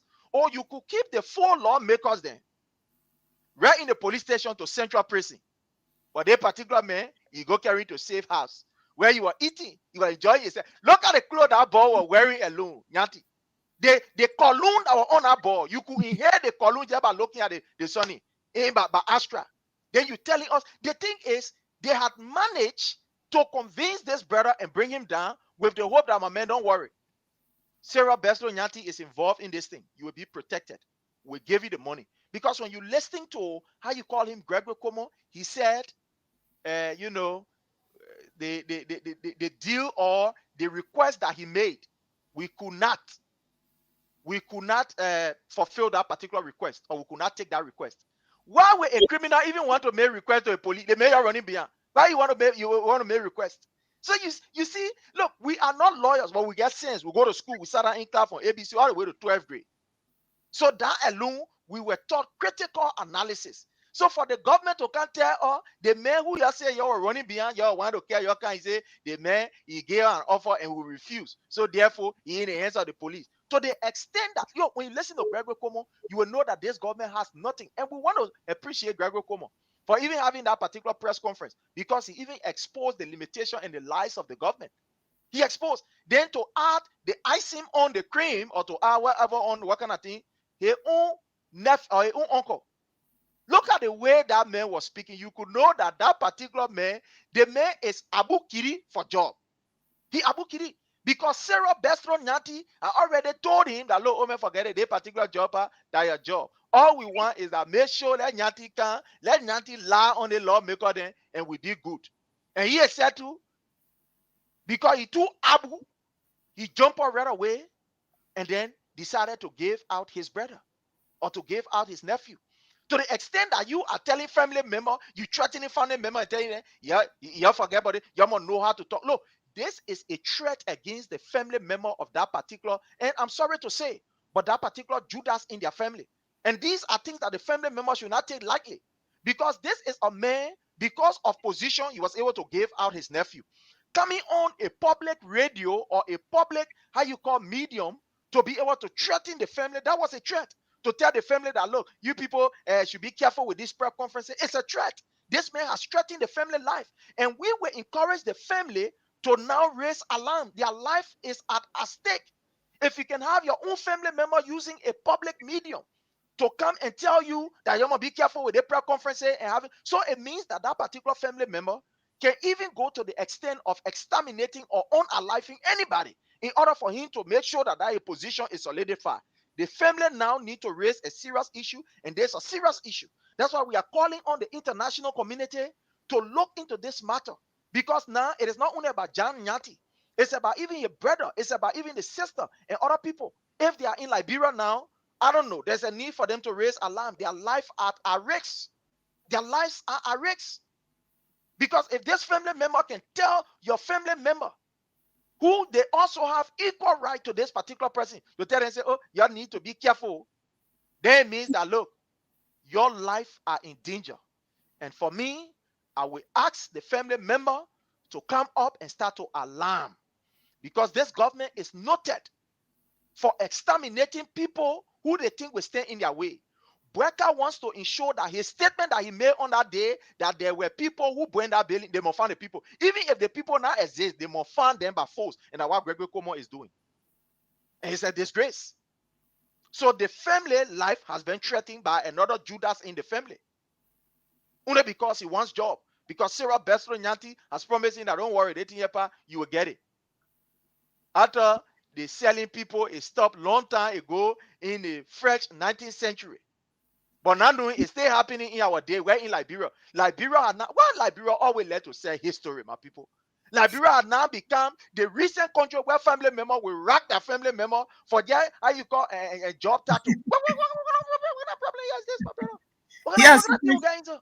Yeah, so Prince, so yes, so that's it. So, like you read this stated, and from my own understanding, relative to Edward Yanti's action to his own nephew, I see it as a betrayal. Yes, completely, like you said, Julius. Yes, so that's just the attribute of Judas in the Bible, the betrayal, right?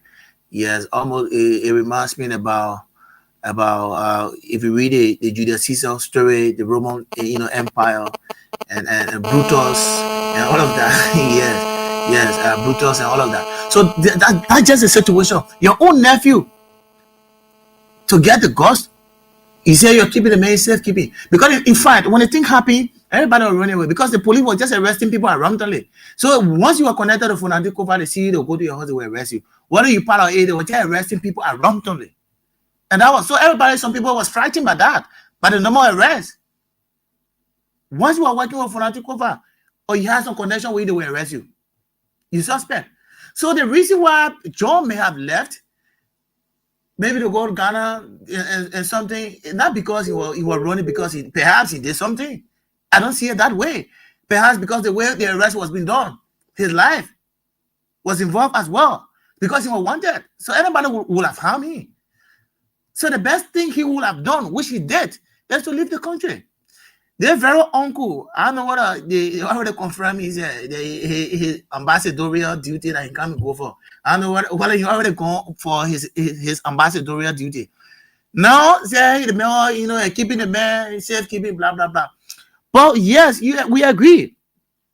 But to say the family, the other Yanti family members should disengage. So it means that you already started indicting John. Yes. Because you're telling the other family they should stop the press conference saying, in fact, they should disengage, the red truth will come out in due time. So which means everything they're saying that, government wanted to offer their brother or their son, John, what they're saying that law, in fact, yeah. So the uncle is indirectly linking now John Yanti now to the capital building issue. If you just understand it, that's just the analysis of his statement. But what do you think the man will say? Oh, the family member should not talk. Maybe he knows what he's talking about. So he first indicted John. He then, because when he made that statement that the people should disengage from having press conferences, in fact, everything they're saying, la la la. In fact, they shouldn't be talking nothing again. They should keep quiet, all of that. Then he didn't stop there. He said, "Yo, see the truth." So how will see the truth now? Who gave out the truth? So that's a sticker issue. So first we'll go to the line and pick some calls. Let's go to the line quickly and pick some calls here. 0772-2399-33, the Loon female line, 0886-3044-97. We'll go to the line. Good evening. Good evening, my brother. How you doing? Yes. What's your name? Thank you very much. I am Ismail P.T. being in the person of Nima County. Calling you tonight, Abuso Allen. Go ahead. 1 minute. Thank you very much. In the first place, then a court call Primwe because if we started all our money, I kept up bidding there. Now, sorry, at the Senate. Because as soon as I play that brain with President King said the whole game brain to play, he said they will provide 1.2 or $2 million to renovate that building. We didn't even the fire service and I didn't do that investigation. And secondly, the John Yankee uncle and the police director are contradicting like the brown people. Sorry, contradiction. Police director said they know extradited, but they never brought in there. So we. Thank you. Good evening. Hello. Good evening. Yeah. Good evening. How are you? Yeah, this is Man Water, People Defender. Yeah, Man Water. Go ahead. Let's hear you, man. Yeah, I want to tell you thank you this evening for the show. It's no matter where the king was doing that thing. The only thing I want to tell my thing because John Yankee mother is my thing. Similarly, maybe they want for something to happen to John Yankee. So I want to tell her, let's get off it and invite other family members from her son to see to pay her son like a face. Because look at the way John Yankee is talking. Don't know that question about for John Yankee from the capital. Sarah Bethel Yankee, married to John Yankee uncle. And then never talking that is this family. They are also brothers. And they try to treat John Yankee that they want this Yankee, they want to have no blood. I get my party, I get between my party. So I don't want Yankee for you, I don't give my party. I want Yankee in your heart to say to them. I want to see the go at him, John Yankee. So I can say this. Thank you, man. Yeah, good evening. Okay, this is Peter Carl. I'm calling from Township of West 129. Yeah, Peter, 1 minute. Go ahead. Go to the point. Thank you very much for the particular program. The only thing I would tell Gregory Kuma and Edward Yankee, the only thing I would tell to was stand track enough for right alone. Thank you. All right. Thank you so much. Thank you. Time trap, not for rat alone. Good evening. Good evening. I'm calling from Bushale. This is the date for bringing for the second time. What's your name? 1983. Nothing happened between Grady Allison and Aden Yaplu. Aden Yaplu was supposed to send out Dwarata. He turned to lie on Grady Allison. There is something happening here. Aden Yaplu, he was a lawyer in this country. He went against Grady Allison by lying that he was what to do. You see, I think the post here, they will provide money to renovate our building. And the discussion between the uncle of John, the boy, and Gregor Kuma is a contradiction. So then be mindful that people are watching there. Thank you very much. All right, thank you. Good evening. Yeah, good evening. Yes, what's your name? Here's the brother Sabu Rasta, 1.4 to be exact with you see him in Zimbabwe. Yeah, go straight to the point. 1 minute. Let's hear you. Exactly. Let me say thank you for the show and thank you for the live on your broadcast. The same rule as him monkey, he can him baboon. Thank you. All right, so I like that. The same rope that hangs monkey also hangs what baboon, right? I like that. So we'll go to the diaspora line. As we have Marie Nelson. Marie Nelson wants to make her contribution. Hello. Hello. Hello. Are you hearing me? Okay. So good evening. How are you? I'm okay. My brother, thank you for the topic. This police act is very a mess in this country. It said that the Ghanaian government came over this man, Yankee, the Liberian police. I witnessed an extradition case between Liberia and Sierra Leone when I was living in Genema in Sierra Leone. Then the early Johnny said you can one carrying safety was extradited from Liberia to Sierra Leone. The Sierra Leone police were there on the spot to receive this man from the Liberian police, and that guy was delivered to the Sierra Leone police by A.B. Kroman, who was the O2 at the time, early Johnny second term.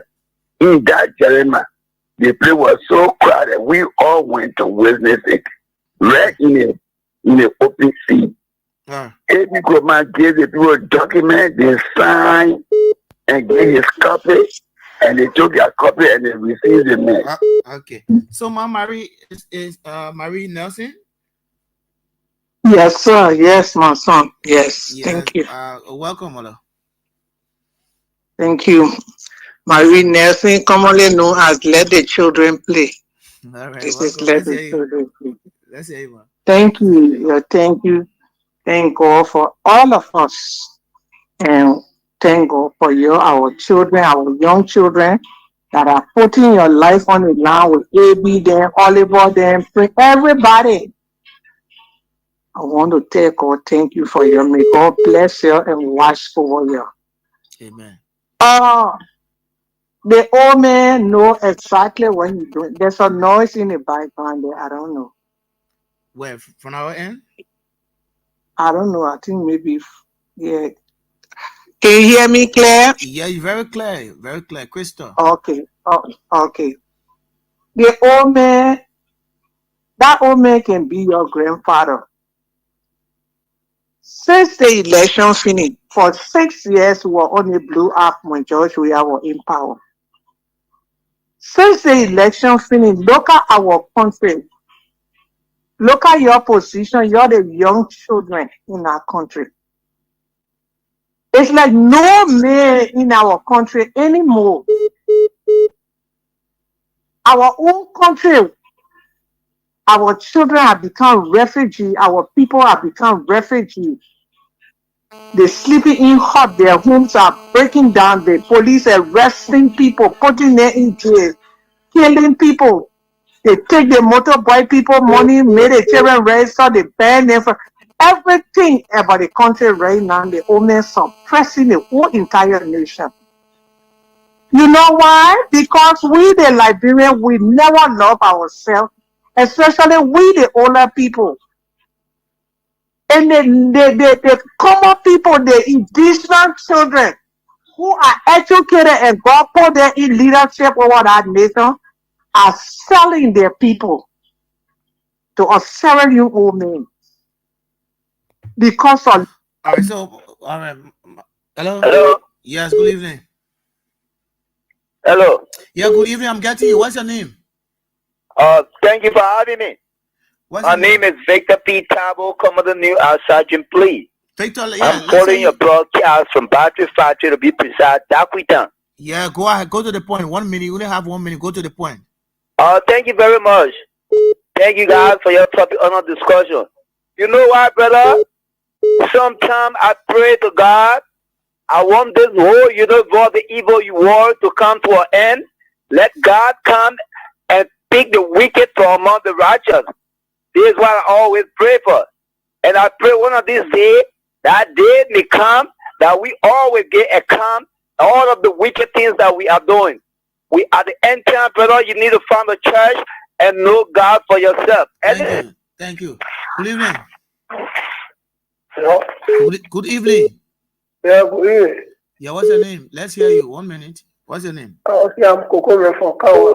Coco, 1 minute. Go ahead. Go to the point. Okay, the issue I get with the hooligan thing, what I say. What happened to the police people that on Twitter when I file incident? Okay. I didn't know brother on board Australia time. Okay, yeah, that on the investigation of board. What is called? All right. Thank you. Good evening. Yeah, good evening, brother. Thank you very much. Yeah, what's your name? Yeah, my name is Diaspora. Yeah, let's hear you. 1 minute, man. Yeah, my topic today I want to discuss today. Yeah, Kadina Jaren let's say the disappointment in President Blocker. What is the disappointment? The problem that the poor in the country. Then they leave on the Blocker to store the nation, the Blocker take on, then we suffer, then we treat our people, then they look at all the Blocker to everything. Because they don't want to establish on the nation today. Anything that go in the nation, go over the people will go. What you want to say, oh, disappointment. Then you put a jacket to go now, go. I don't want men of people. I don't want men of people against the people. So then you put a jacket to go. You want to put a jacket to go. Then you put a jacket to go. You want to go and tell the people that they may not do the people. They tell the men who they feel now our way. We are talking to those. They may not our people. They lie our people. So then you put a jacket to go. So why the people are in the country? Thank you, Baba. Thank you. Good evening. How you doing? I'm okay. What's your name? Yeah, my name is Eddie P. calling from Chicken Soup Factory. Remember the respondent defense people different. Yeah, Eddie, 1 You minute. see, yeah, I'm just disappointed in a Ando Yati. Look, there's no way I would move from a wicked government to go Ghana and your even bro relative from bro embassy from my part. That guy will convince you to calm down. What purpose he convince you to calm down for? To kind of laugh on somebody? What purpose are you convincing you? Nothing he convincing you. You could just stay in Ghana. We know the person is somebody want to bring you down. Where is the lawyer that stay for the guy? Who want to pay code? You just want to fool here and come here. The first thing the people want to destroy the crime scene. Joseph Bakane want to destroy the crime scene. You understand? So it's no evidence for me they came. I just tell to be a cartoon case. The government will never win a particular case because they just want evidence. This is why we're glad they want big money by all means. You do another Joseph Bakane is very, very corrupt. This is what you see because you wasting the taxpayer money. He wasting the taxpayer money, my brother. If we're not staying to see to fight the puppy, I won't lie to you, my brother. Our government will go down free and we continue to suffer in the country, you and myself, until we fight the people. Okay, thank you, bro. Good evening. Hello. Good evening. I'm Jim Afro. I'm okay, man. I have to pray Sherry in the diaspora there. Okay. Lord, my son, don't go through in this country. All our Waka government. When we were saying those things, the people were insulting us. They were insulting me nothing to serve their country to pay debt. The one my Sally party was and they were living all low. So according all that all to go on today, the children select party car and share a cut off for us. The one you not 17 who assisting that we will stand for our rights and tell Baka is not enough. They don't wake up and tell Baka what you do to us. We are tired of suffering. You're not talking about how people to say you buy capital berry, you do they do X, Y, Z. And all people say that like because in their favor. So we'll call all Liberians, you know, 17, wake up. If you not suffering still, but we are suffering when we go like this. So tell Waka enough is enough. You cannot see me there talking the Thank you. Thank you, Mount Tap. Waka, enough is enough. July 17 protest. Good evening. Hello? From my end. This is Mary Becker calling from Minnesota. Mary Becker, welcome to the show. Let's hear you, man. Hello? Yeah, I'm getting you. I'm saying welcome to the show. Let's hear you, man. Hello? Yes, I'm getting you. Can you get me? Oh, yes. I was getting you, Mary Becker. I don't know.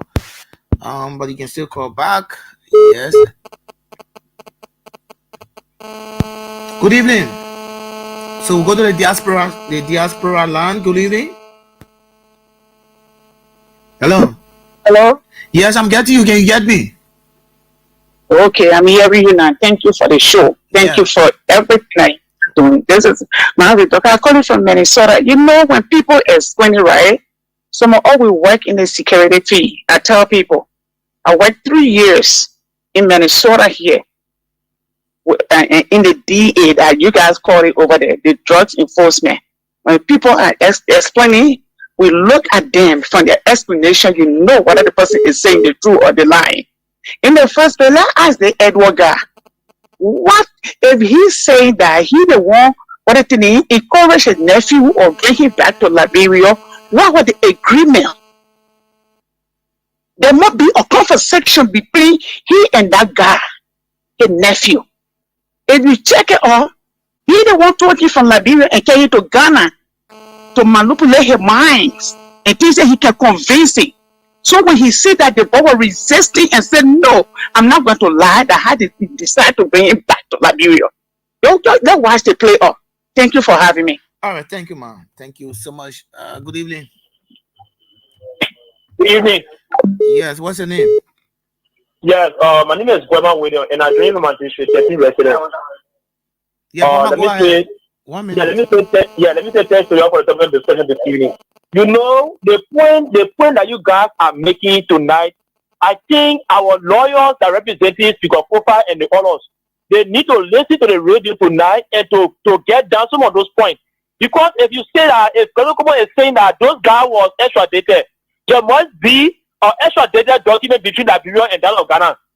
Kofa need to provide that in a court.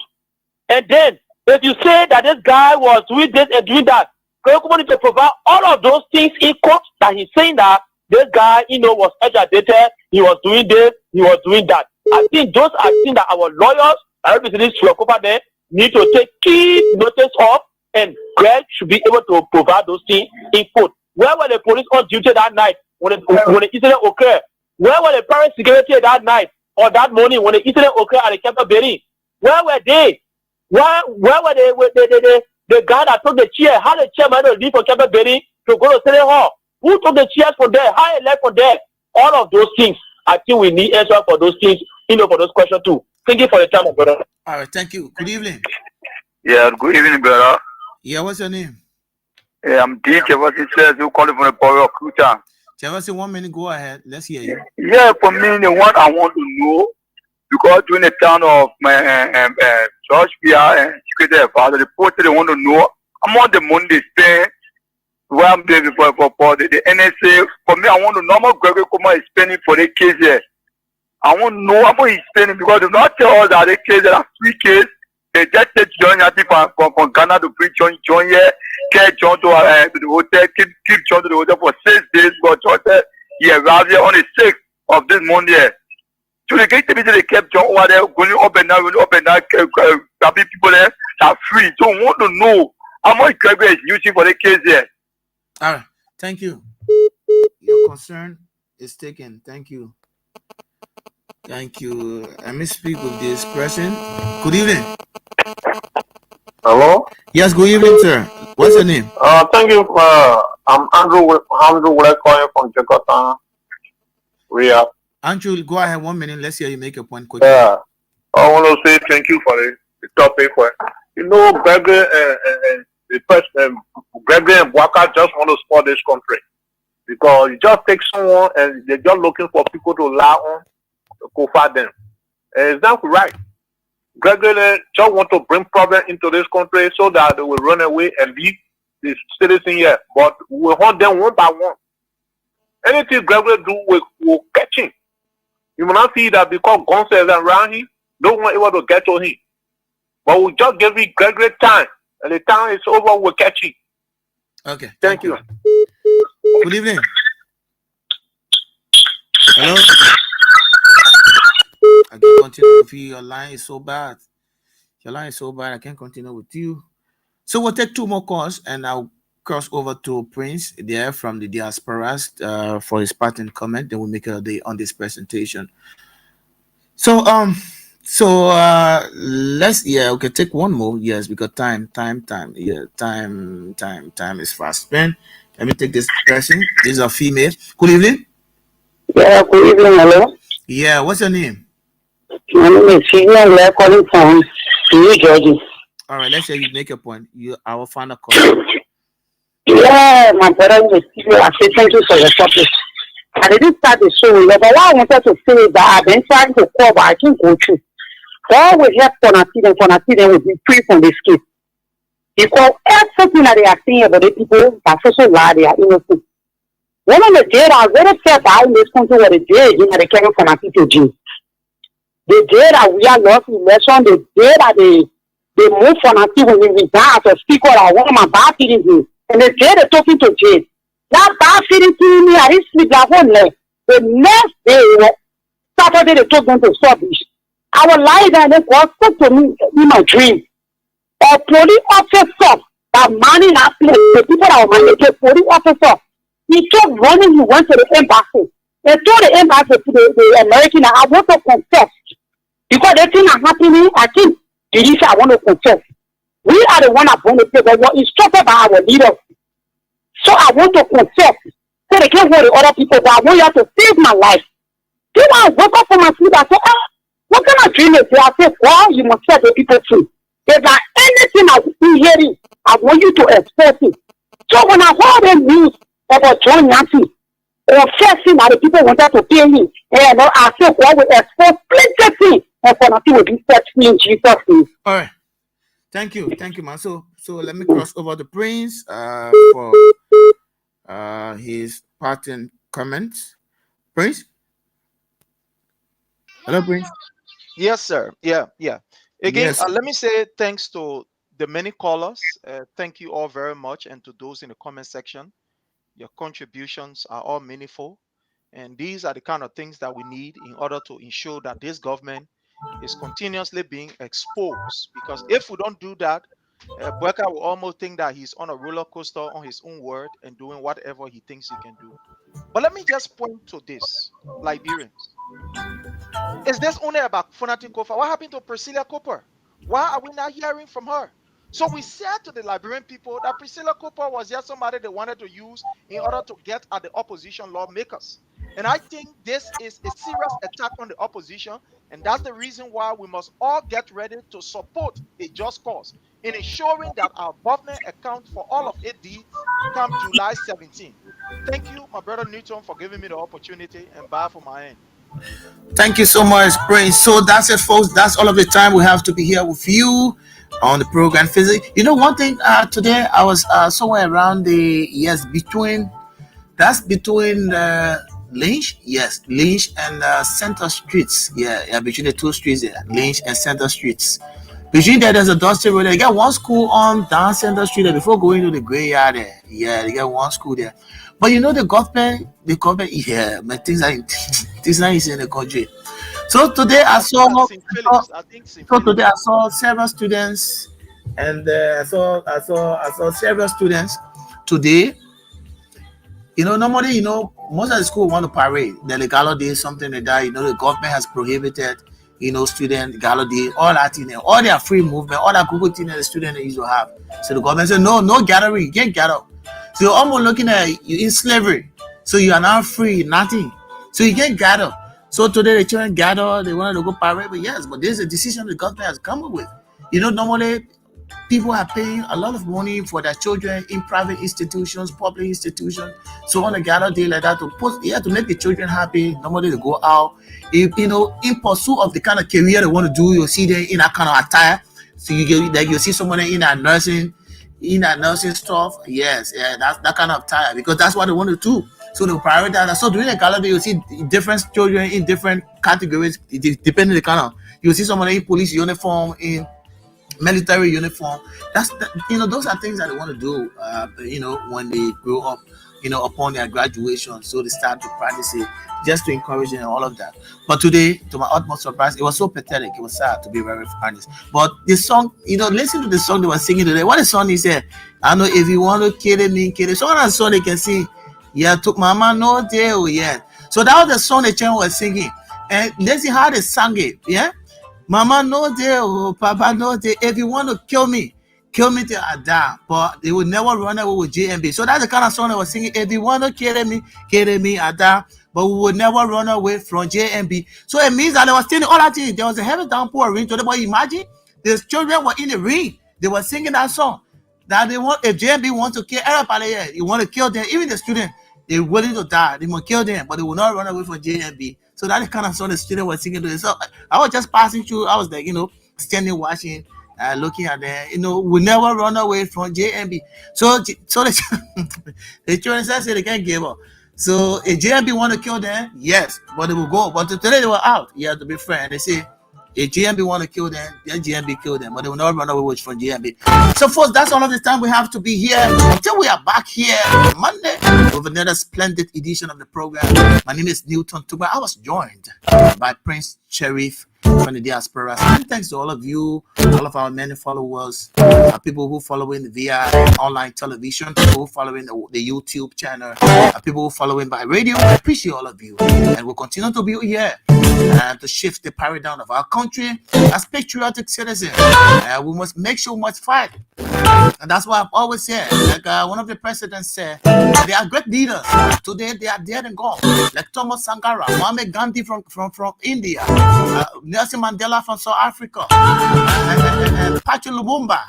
Yes, great leaders. Today, because of the way, because of their stance, because of what they did when they were alive for their countries. Today their names remain. So we have to do for our country, and nobody else will do it for us. We ourselves, we need to stand out to say, yes, President Joseph Walker, this country is ours. This is our country, and we have to stand up to make sure that the right things are done in the interest of our people in the state. My name is Newton Tupa. Have a pleasant good night. Bye bye.